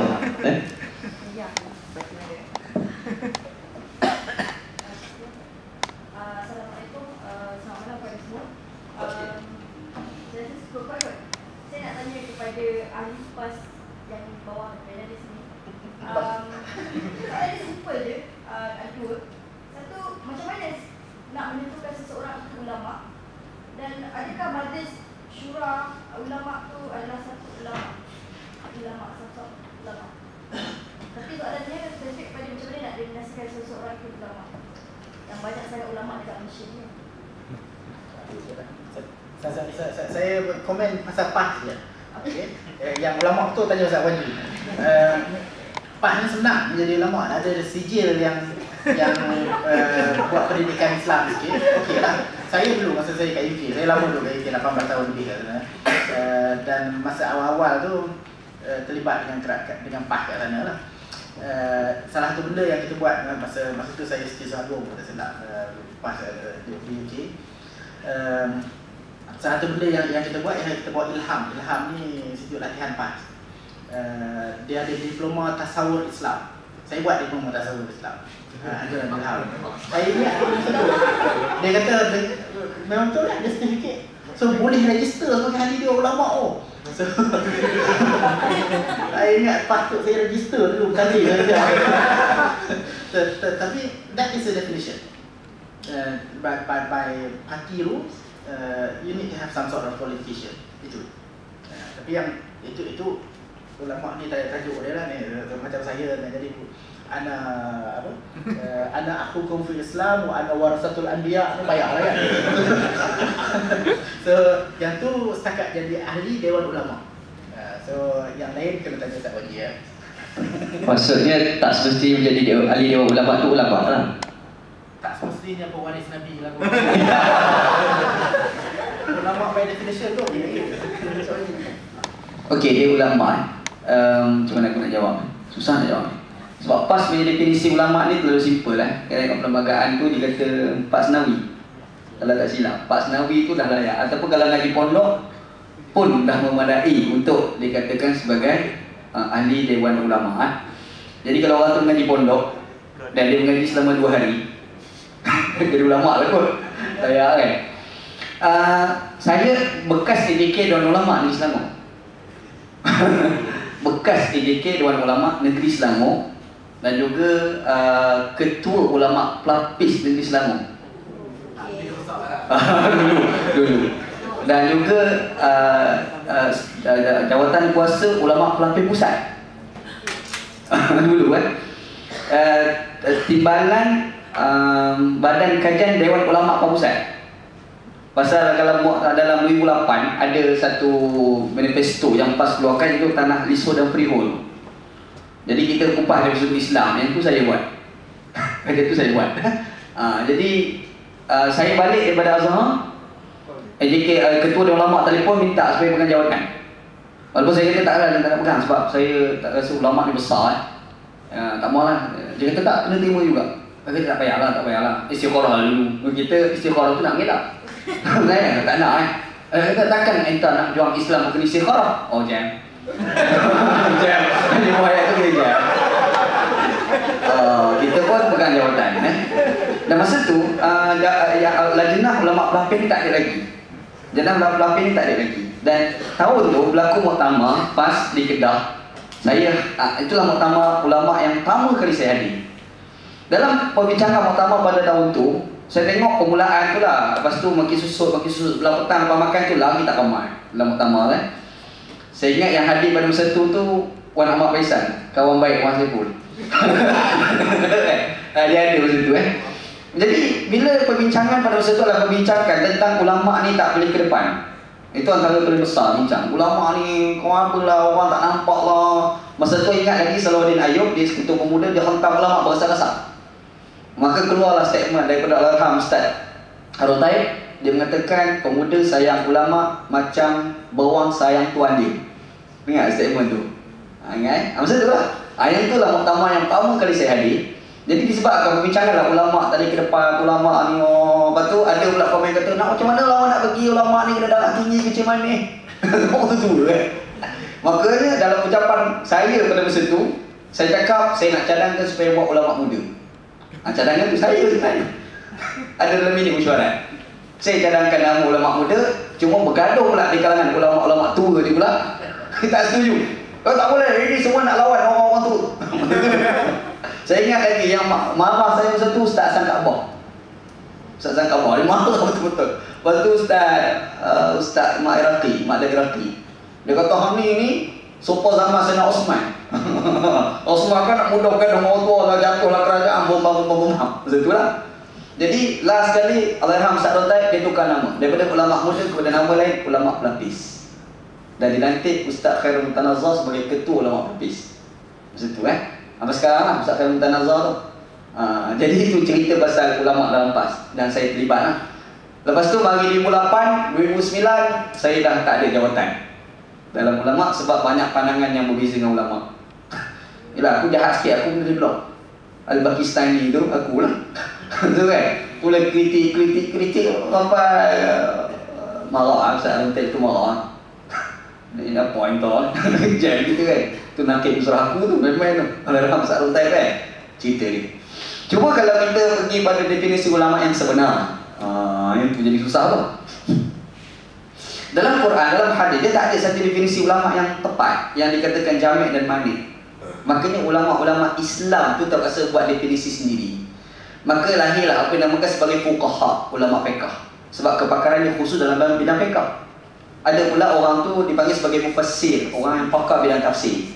Ada orang tu dipakar dalam bidang hadis, dipanggil sebagai muhaddis. Itu definisi itu dibuat tu disebabkan apabila ada disiplin ilmu yang telah disekularkan. Betul ada sekular. Pemisahan kan. Dia pecah tu kan. Dia buat ni ilmu fiqh ni ulama. Pakar dia dipanggil fuqaha. Pakar tu namanya muhaddis. Pakar dalam bidang tafsir dipanggil mufassir. Tapi ulama itu sendiri tu apa? Dalam Quran Allah SWT hanya sebut ulama ni orang yang mengetahui dan dengan pengetahuan tu dia takut pada Allah. Tengok ayat yang cerita dalam buku ni pun ada cerita Kalau kita baca dalam ayat ni al-ulama innama yakhshallaha min ibadihi ulama tu kan. Orang yang paling takut pada Allah ulama tu, kita tengok ayat sebelum dia menceritakan tentang orang yang melihat langit dan bumi. Orang yang melihat astronomi, dia melihat apa? Dia tengok bintang, dia tengok bulan, dia tengok matahari, dia tengok tumbuh-tumbuhan, dia tengok binatang. Lepas tu dia timbul perasaan takut pada Allah. Allah Ta'ala bersebut innama yakhshallaha min ibadihi ulama. Sebenarnya ulama dalam Quran tu ahli astronomi. Sebenarnya kan, dia bukan ustaz-ustaz ni. Dan sebenarnya kan, kalau ikut Al-Quran tu lah. Sebab Al-Quran tu dia tak sebut orang tu mesti pakar Quran, dia mesti pandai istinbat. Tak. Quran tak sebut macam tu. Jadi itulah problem. Makanya nak buat definisi tu jadi susah. Maka dia PAS pun dia ambil satu definisi yang mudah. Siapa itu ulama? Orang yang ada Pasnawi. Kalau tak ada Pasnawi pun dia masuk ilham macam kan? Jadi dia ulama lah. Sebab apa? Dulu ada orang tanya soalan. Masa tu ada debat dekat Kelantan tentang pimpinan ulama. Saya hadir lah. Saya cakap terang, saya tak setuju dengan pimpinan ulama. Sebab pimpinan ulama ni pada saya adalah problem dia jiplak daripada Syiah punya tradisi. Dia bukan Syiah Al-Humaini, wilayatul faqih Cuma Syiah di Iran tu dia clear tau. Dia wilayatul faqih, dia ambil ulama fiqh. Dia fokus pada ulama fiqh. Lepas tu nak jadi syarat ulama tu terlalu ketat tau. punya ketat tu sampai dia kena ada epistemik. Dia seorang ahli epistemologi. Dia kena faham tentang sains. Nak boleh jadi ayatullah tu bukan senang yang dikatakan Syiah punya tradisi. Tapi bila kita pergi pada tradisi kita pas, yang sebenarnya Sunni dia tidak pernah mensyaratkan ulama saja pemimpin. Tak ada. Sunni tak ada. Quran hanya bagi tahu inna khaira man istajarta al-qawiyul amin. Tu ahli sunnah wal jamaah. Orang yang kita nak lantik dia memimpin ni, dia mesti ada kemampuan, kelayakan, satu lagi mesti amanah. Kalau kaki rembat tu tak boleh. Kaki rembat orang yang memimpin sorry, lantik dia memimpin. Itu Sunni punya tradisi lah. Tapi Syiah dia ada problem pada konsep Imam Maksum. Imam Maksum, imam tu keturunan Nabi Ibrahim, Nabi Muhammad sampai akhir zaman tu kan, yang berakhir pada Imam Mahdi. Jadi imam yang terakhir tu dah tak ada, maka siapa nak ganti? Dan kita dah merintah Iran dah. Syah Iran tu dah keluar dah, ni nak minta duit macam mana ni, imam tak keluar-keluar kan. Imam yang terakhir tu kan, makanya dia pun terpaksa berijtihad. Al-Qamai tu berijtihad, dia buat wilayatul faqih. Sementara nak turun ni imam akhir tu Syiah ni tradisi lah. Sunni tak ada benda tu. Lepas tu kalau kita tengok Sunni dia tak ada konsep kepimpinan ulama. Syiah ada konsep kepimpinan ulama Iran tu, wilayatul faqih. Jadi dia bergaduh antara Sunni Syiah, lahir satu lagi mazhab, namanya mazhab PAS. Ulama cara dia kata Sunni atau Syiah tapi ada bau-bau Syiah. Dia panggil ke Syiahan. Dia ke Syiah, dia ke Syiahan. Macam kuning ke kuning-kuningan. Dia kuning tu kuning betul, ke kuning-kuningan tak berapa kuning. Dia tidak Syiah tapi ke Syiahan. Dia dah ada macam tu. Dia kata, pada saya pribadi dia tolak konsep tu. Pada saya tak terima konsep wilayatul faqih. Sebab pada saya orang tu tak boleh disucikan. Kita tak boleh nak sucikan manusia. Yang kita nak sucikan ni Allah SWT. Nabi Muhammad SAW pun maksum pun sebab ditegur, dikawal oleh Allah SWT. Manusia lain ni tak ada Tuhan begitu engkau jangan buat macam ni tau. Tak ada. Kalau siapa tahu saya ni adalah maksum, itu memang kacau, masalah besar. Isu dia sekarang dalam Syiah punya tradisi dia ada konsep memaksumkan imam. Memanglah sebab dia kata imam dia maksum kan. Apa lah. Kita yang Sunni ni tak ada. Tiba-tiba ada orang buat satu statement mengatakan orang individu tertentu ulama dalam PAS ni memang dia ni adalah tidak melakukan dosa besar dan dosa kecil. Wow, kacau tu. Sebenarnya yang dia kata super dengan Syiah tu. Saya kata Syiahan tu. Kan? Jadi kena stop lah yang konsep ke Syiahan tu. Pada saya kalau nak jadi Sunni betul, nak jadi Syiah betul. Saya salah. Allahu'alam. Okey, baik, terima kasih. Maksudnya bukan buat dosa dengan tanpa sengaja lah, itu lebih kurang lah. Baik, seterusnya saya nak buka lagi pada soalan pada hadirin. Siapa yang bertanyakan soalan? Ada lagi tak? Ada.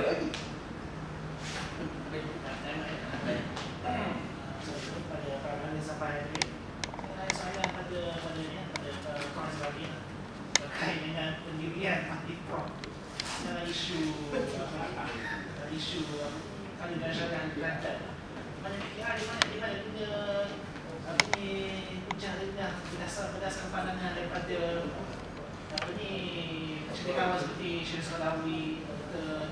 Sauda dan Dr. Prof. Ramadan. Namun begitu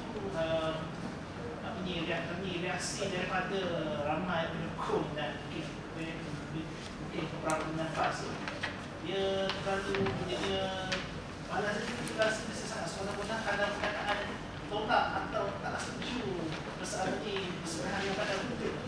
Dan kami dah ada kira ahli sekira, ahli nafik, ahli anti hukum Allah. So mohon bagi pandangan mengenai ini. Jadi saya tidak kurang perasaan. Oh, jadi maksudnya tak sehat ya? Tak, saya di sini tidak mewakili PKR pun, dan saya pun sebenarnya tidak begitu jelas apa sikap PKR sebenarnya. Dan saya tak pasti adakah PKR ada sikap. Ya, tak sengaja itu saya bertanding atas sedikit PKR, tapi saya tidak di sini subscribe sepenuhnya pada apa yang PKR kata, sebab kadang-kadang mungkin benda itu disebut ataupun terpacul keluar bila reporter tanya. Bukan semua ahli PKR kata begitu. Bukan. Jadi soal hukum itu satu perkara yang agak, ialah yang kontroversi, yang sukar, dan dalam emosi yang meluap-luap ni memang sukar lah kita nak memberikan satu jawapan yang memuaskan hati semua orang. Dan saya tak terkejut lah bila tanggapan yang disebut oleh beberapa orang pimpinan PKR yang mewakili PKR itu disambut dengan agak marah di kalangan pimpinan ataupun orang PAS. Tetapi saya fikir kita harus juga melihat senario politik di Malaysia lah. Kita tidak harus melihat perkara itu dalam konteks yang seolah-olah ya mesti jawapan mesti sama ataupun macam orang PAS lah kan. Orang PAS diri pun macam-macam, bukan? Dan sebenarnya apa yang dikemukakan itu pun bukan hudud. Ya, apa yang dibawa ke parlimen ataupun akan dibawa ke parlimen itu lebih merupakan kepada pindaan kepada Akta Mahkamah Syariah untuk menaik taraf bidang kuasa Mahkamah Syariah, bukan hudud. Ya, yang hudud itu di Kelantan. Yang di Kelantan itu kalau ikut kata Ustaz Wali itu bukan semuanya hudud, bukan. Ada beberapa sahaja yang hudud. Jadi dalam media lain, dalam media seolah-olah yang nak dibawa ke parlimen itu pun hudud, dan di Kelantan itu sedangkan tidak. Dan kita pun sebenarnya tak tahu kerana Presiden PAS tidak memberitahu ataupun tidak mengedarkan draft rancangan undang ataupun bil itu kepada Hatta Jabatan Kuasa Agung. Jadi kita tak tahu apa yang berlaku sebenarnya. Jadi kalau dalam konteks seperti itu, kalau katakan tak setuju pun saya rasa tak ada masalah. Sebab dia bukan hudud, bukan kita tolak hudud. Orang UMNO pun tak tolak hudud. Orang PKR tak tolak, tak pernah tolak setahu saya. Mungkin ada satu dua orang yang bukan Muslim mungkin lah, tapi yang Muslim setahu saya tak ada. Jadi jawapan saya lah, saya rasa satu sikap yang agak terburu-buru lah. Ya. Syekh, ada soalan ni. Assalamualaikum warahmatullahi wabarakatuh. Saya ada dua soalan. Yang pertama ialah dalam sejarah Islam, mungkin untuk Ustaz Wali lah, bila kita cakap tentang konsepsi pandangan yang lama dan pandangan yang baru, so dalam Islam pun pasti ada sejarah tu telah pun meningkat. Bagaimana pandangan lama diganti dengan pandangan baru, apa dia punya kalender dan juga cabaran yang dihadapi, baik dari segi imam-imam mazhab ataupun dari segi pemerintahan Islam lah. Daripada yang konservatif ini nak tukar kepada something yang baru pada dalam takaran sejarah. Jadi apa cabaran-cabaran dia? Sebab saya nak dapatkan respon daripada apa yang dibincangkan oleh panelis tadi, iaitu Wan Saiful kata konservatifnya dia ada ruang yang lebih mudah, dan pandangan yang lama dia hanya perlu mengukuhkan, berbanding dengan kelompok baru yang membawa idea yang perlu didebatkan. Masyarakat awam masih belum dapat memahami. Dr. Zul dia ada keluar satu video untuk kempen dia lah.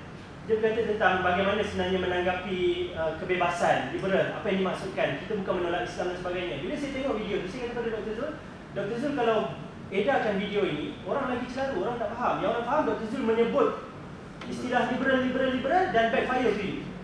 Jadi benda ini kena didebatkan, dibahaskan.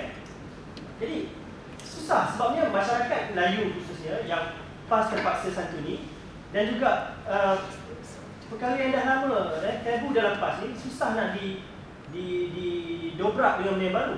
Jadi macam yang Ustaz Wandi saya tanya ni, dalam siri sejarah tu bagaimana satu benda yang baru ni dia boleh mujadid kan, dia boleh tajdid satu benda yang lama ni kepada benda yang baru. Apa cabaran-cabaran dia dalam lakaran sejarah Islam. Kemudian Saudara Saiful, kita dah banyak mendengar dan membaca tulisan-tulisan berkaitan dengan politik di Turki khususnya, yang dilihat seolah-olah ini ialah khalifah, kedatangan khalifah yang baru.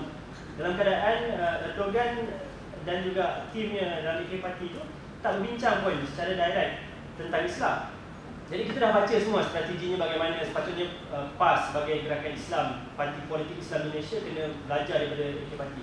Cuma nak dengar pandangan daripada Saudara Wan Saiful sendiri, yang orang yang tak terlibat direct dengan parti PAS, khususnya walaupun dia masih ahli PAS. Jadi betul ya maksudnya. Jadi apa pandangan tuan? Apa pandangan tuan selaku orang luar yang bila tak terlibat direct dengan PAS, pandangannya pasti lebih tajam, lebih berani untuk mengkritik bagaimana kita boleh melihat perspektif politik di Turki. Apa kalau ada 2 atau 3 poin, apa yang paling penting kita kena belajar ataupun kita kena kritik atau elakkan daripada apa yang berlaku di Turki untuk politik Indonesia? Terima kasih. Baik, terima kasih. Kita mula dengan Ustaz Wanji dulu dan kita bagi pada Ustaz Musafir. Bismillahirrahmanirrahim. Sebenarnya pada zaman dulu, kalau pandangan yang progresif ni adalah golongan minoriti sebenarnya. Ibnu Sina tu sendiri dikafirkan. Ibnu Sina tu sendiri itu dikafirkan. Pandangan dia kan menjangkaui zaman. Dia boleh dikatakan orang yang membincangkan tentang apakah kita berimajinasi itu memerlukan pada ruang atau tidak. Yang kesan daripada perbincangan itu timbul tentang internet yang kita tulis artikel tu kat mana simpan benda tu kan.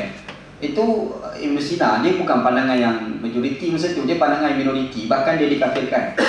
Al-Imam Syafi'i sebagai contoh, dia ulama yang melawan, pandangan dia berbeza dengan kerajaan pada ketika itu, dan dia dituduh sebagai Syiah, dia dituduh sebagai Mu'tazilah, dan dia dikafirkan Imam Syafi'i, dan kitab dia tenggelamkan, Al-Muwafaqah, dan tenggelamkan, kemudian dikeluarkan di zaman kemudian Muhammad Abduh, bukan Ustaz Abduh.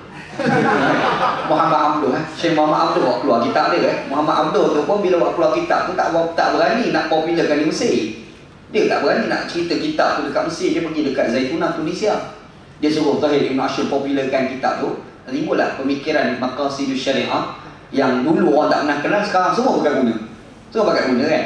Maksudnya idea yang katakan progresif tu selalunya memang dia datang daripada golongan-golongan minoriti. Dia bukan datang daripada kalangan yang majoriti. Saya rasa problem paling besar di kalangan orang Islam yang progresif ni tadi bagi, mungkin yang pertamanya tadi sistem yang saya pun sebut tadi, kebatilan yang bersistem, kebenaran yang tidak ada sistem tu kan. Jadi itu problem paling besar lah. Orang yang kedua tak ada keberanian. Saya rasa berani pun benda penting Saya tengok PAS minta maaf lah sebut orang nama Datuk Usah Musa ni bukan tak cerdik, tapi penakut dia pun boleh tahan. Betul. Kita tak nafikan tau. Dia cerdik tau. Dia cakap ekonomi rare. Kau cakap ekonomi, kau memang calon Perdana Menteri Malaysia. Tapi lawanlah Presiden. Dia buat mata putih. Susah mata putih. Berarti dia bilang, kalau lah anda lah punca segala perpecahan, anda rela letak jawatan. Kan boring. Betul nama Datuk Usah Musa. Bukan tak cerdik. Orang cerdik ada tapi dia tak berani tau. Dr. Zul sebagai contoh, bukan tak cerdik. Dia punya cerdik tu, dia cakap sampai kita tak faham. Punya cerdik dia. Kita mau cakap apa ni doktor? Punya cerdik, memang cerdik. Kita tak nafikan kecerdikan dia, tapi penakut dia pun boleh tahan. Betul. Dia ni, sembang dengan kita ni, anak punya pandangan ni, anak kata, wah, keren. Cakap kat depan, cakap kat layar, cakap ke dia ni. Lepas tu dia cakap, awak boring. Awak jadi boring tau. Dia penakut Dan dia berani tu, dikala dah tegur sangat, kau tak berani. Selepas disemelih baru berani. Kacau lah. Sepatutnya dia kena cakap, no, 5 tahun dulu lagi. Sebab idea dia cakap tu, yang dia dah berani sekarang tu, idea tu 5 tahun dulu dia cakap dah. Tapi bila dia lambat, kalau boleh mencelah jadi adakah orang macam ni, dia kena contoh macam Ibn Sina juga. Dia akan dikafirkan dan dia akan mati, lepas tu baru keluar. dia rasa dia jadi macam tu. Tak, saya ni. Sebab saya dengar, itu isu zaman dulu yang tak ada Facebook. Sekarang ni ada Facebook. Saya nampak kan perubahan ni boleh berlaku di Malaysia dalam jangka yang begitu cepat dalam keadaan sekarang. Kenapa? Saya contoh pada tahun 2010 saya ada tulis satu artikel. Artikel tu tajuk dia iMetal, Islamic Metal. Saya mencadangkan supaya ustaz-ustaz kita pegang gitar. Saya mencadangkan agamawan itu dia mesti ada gig, dia mesti main metal. Kena. Apa yang berlaku pada ketika itu, orang kata saya ni menghalalkan yang haram. Engkau ni menghalalkan yang haram, kata tak? Aku menghalalkan yang halal, mengharamkan yang haram. Buat mari hujah dari Quran, hadis, qaul Qardawi, qala ulama ni, kita mari debat tulis artikel sampai 18, 19 muka surat. Nak mengatakan sebenarnya katanya adalah betul. Masa tu orang kata kita sesat, orang kata kita kafir. Macam-macam orang kata. Aku kena kafir, ni bukan sehari ni dia. Dulu kena dah kafir dulu. Tapi apa yang berlaku muktamar yang lepas, ada budak rock pegang gitar, semua pula pakai backup. Ustaz-ustaz kita pula selama rock ambil gambar dia nak main gitar. Dulu kau kata aku kafir, tiba-tiba sekarang kau pula buat. Pada saya, cakap tu tak kena cakap. Pergi mampus nak kata apa? Dia kata pergi mampus. Kita cakap sebab kita percaya benda yang benar pasti akan menang. Benda yang betul dia pasti akan menang. Hari ni dia orang marah kat kita, esok dia orang pakai idea kita. Cuma dia orang tak guna label kita je. Kita guna istilah I-method, Islamic method. Dia tak nak guna Islamic method. Tak apa, ini adalah kesenian dalam Islam. Itulah problem progresif tau. Orang progresif dalam PAS ni bukan tak ada. Ramai. Cuma saya buat wajar ni orang PAS kan. Ahli PAS dulu hidup nak buat hukum negara berkebajikan. Saya pergi jumpa dia asal ni, dia pergi kat pejabat dia dengan Dr. Mazli Malik. Itulah pertama kali jumpa Dr. Mazli Malik. Walaupun selama ni dok kenal ikut tulisan dia kan. Lepas balik tu, dia misalnya dia naik telefon. Dok kata dia buat Wan Saiful. Buat apa ke? Ada urusan. Main lepak kat, kita pergi lepak dekat Bombak. Jadi jumpa Saiful apa? Kata dia tu ahli PAS kan? Betul. Betul ke? Banding dia punya banding ni. Betul banding dulu ada problem dengan dia kan, pergi halang ni kan. Yalah tu dulu lah. Dia boleh online kan. Itu dulu lah. Itulah masalah pimpinan PAS. Kita dah tahu ni. Masalah memang orang cerdik pergi buang. Patut orang cerdik kita kena manfaatkan. Tengok Anwar Ibrahim. Habis orang cerdik bobo. Rafizi tu patut masuk PAS, bukan masuk PKR. Kita dah tahu ni. Okey. Pak minta nombor telefon, bagi nombor. Kata ni telefon negara kebajikan punya buku dia pun terlibat. Betul? Ada kan bocor rahsia? Dah tahu. Memang ramai orang cerdik dalam PAS. Siapa kata tak ada orang cerdik? Tapi aku tak faham kenapa dia nak orang bodoh juga. Betul aku tak faham. Tapi ada pepatah lah orang kata, kalau sekiranya panglima perang tu mata buta sebelah, dia punya tentera dia mesti mata buta. Betul ni tu. Kalau panglima perang mata buta sebelah, maknanya tentera dia mesti mata buta. Jadi nampak ni masalah ni. Kita ni macam mana progresif ni, dia nak celekkan balik mata-mata ahli dia ni, bawahan. Pada saya, era Facebook ni boleh buat. Kau kena cakap, anak muda sekarang dah berani berfikir. Anak muda sekarang, ustaz cakap, dia tak pakai bulat-bulat dah. Zaman Google Syekh, ustaz cakap ni qala Rasulullah, pergi Google, lah ustaz, hadis maudhu', mana ada Nabi Muhammad makan roti jala. Betul kan? Orang dah buka dah. Dia pergi bising, dia bukan ustaz, dia pergi bising, dia orang biasa je. Cuma mana Nabi Muhammad boleh makan kurma telur tepung? Tak masalah kan? Ini macam Malaysia. Yang tu dia bising, dia bukan pasal ustaz, kau ulama bising-bising, dia orang biasa. Kenapa dia boleh tahu? Sebab sekarang ni adalah zaman Google. Ustaz kena mengajar tu pun, dia Google dulu. Goreng ustaz, belajarlah berguru. Wallah, dia pun Google. Betul. Pada kita ni kalau tengok orang progresif kena berani lah. Dalam PAS tu dia cerdik satu part. Allah Ta'ala bagi kurniaan kepada dia, kepandaian, kebijaksanaan, pembacaan dia bagus. Dia pula tak ada kemalasan untuk baca buku. Alhamdulillah. Dan Ustaz tu tanya apa benda buku dia tak baca. Tajuk ni dia boleh bincang, tajuk tu dia boleh bincang. Kita pun kau nak apa yang nak baca sebenarnya. Semua dia baca. Dia bijak ada, tapi satu, bila nak lawan presiden, buat mata putih. Bincang. Itu pun. Maksudnya memang golongan progresif kan golongan sedikit. Tapi saya percaya satu part. Bila kita berpolitik, politik ni mesti kita nak macam kita jual barang. Jadi bila kita jual barang, kita kena pamerkan produk kita yang terbaik. Sekarang ni kita kena berani menyatakan idea dan macam mana kita nak marketingkan kita punya idea supaya mudah diterima. Saya rasa itu kena buat lah. Di samping kita sebut pun ada sistem tadi. Kebenaran yang ada dan tak ada sistem boleh dikalahkan dengan kebatilan yang ada sistem. Mungkin komen sekadar dulu. Wallahualam. Baik, seterusnya. Banyak nak sambung lah benda. Saya tu tak yang video Dr. Zul tu dah release to public ya. Dia seorang je. So kata lah dia salah seorang kempen. Dia sebabnya macam ni tau. Saya rasa apa yang Sawanji sebut memang betul. Ada sedikit ketakutan dan rasa sayang pada parti yang menyebabkan dia orang tak nak bercakap. Tapi sebenarnya video Dr. Zul kalau betul lah dia sebut macam tu apa yang disebut dia lebih baik digunakan sebagai bukan video untuk kempen tapi video untuk mendidik masyarakat mengenai apa mesej yang boleh di-universalizekan oleh mereka terlibat dalam parti. Jadi video itu bagi saya lebih sesuai sebab kalau guna untuk kempen confirm kalah. Tapi guna untuk pendidikan banyak kesan dia. This is why bagi saya kalau targetnya semata-mata untuk menang dalam muktamar nak datang ni tak payahlah. Let's move on. Accept bahawa terimalah hakikat bahawa the conservative dominate the debate sekarang. Dan sebabnya ialah the progressive tidak tersusun. Apa yang perlu dibuat ialah susun. Itu je. Kemudian mengenai Turki, saya tak nak komen banyak sangat tentang Turki sebab ramai orang lain yang lebih tahu. Cuma bagi saya, bila saya melihat apa yang berlaku di Turki, dia asal yang jadi dinamika yang menarik ni ialah bila Erdogan keluar daripada parti yang dulunya dipimpin oleh Erbakan. Jadi yang digunakan sebagai contoh, jadi contoh di Malaysia ni ialah contoh betapa Erdogan boleh keluar daripada parti dia, lawan bos dia dan menang. So itu yang dipanggil sebagai kumpulan Erdogan. Saya ingat dulu satu panel dengan Dr. Azifari juga di sini, yang dia kata gajah tak berkepala tu. Apa konteks saya pun tak ingat lah. Tapi saya ingat lagi keluar dalam Malaysian Insider apa tak. Azifari kata bahawa progresif PAN gajah yang tidak berkepala. Itulah lebih kurang. Tapi topiknya pasal Erdogan ni lah. So yang jadi popular cerita Erdogan ni ialah bila dia keluar daripada parti yang dipimpin oleh seorang yang agak konservatif, iaitu Erbakan. Conference yang saya sebut, saya pergi di Turki, negara Tuzul, dan Dr. Syed Azman dan Saadi pada tahun 2008 dianjurkan oleh kumpulan Erbakan.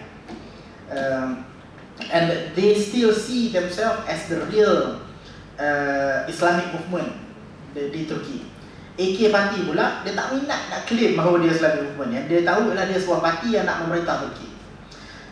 So itu different. Tapi bagi saya, kalau dilihat apa yang dilakukan oleh Erdogan sekarang, apa yang dibuat ialah dia memperkukuhkan kuasa dia. Dan dia meletakkan diri dia seolah-olah nak letak supaya dia tidak boleh dicabar oleh siapa-siapa pun. Jadi dalam kata lain, walaupun dulu kita mendewa-dewakan dia, sekarang apa yang berlaku ialah dia berusaha supaya tak ada orang boleh challenge dia. Dalam kata lain, dia jadi seorang ahli politik biasa lah, yang nak supaya kuasa dikekalkan untuk dia. Bagi saya, kalau dilihat apa yang berlaku di Turki, pengajaran paling besar ialah regardless of whichever party you are from, regardless of your background, apa benda sekalipun, ahli politik tetap ahli politik. You see, ahli politik matlamatnya ialah untuk menang dan kekal dalam kuasa. Itu nature dia. Kita sebagai orang biasa yang tengok kat bawah kena appreciate bahawa itu nature ahli politik. Kalau tidak diwujudkan mekanisme check and balance, they will become so strong sampai satu masa payah nak turunkan. Jadi bagi kita yang tengok daripada luar, kalau nak bagi analogi orang tengok daripada luar, saya rasa bila kita tengok orang politik, first kali kita kena ingat bahawa it does not matter what their background is.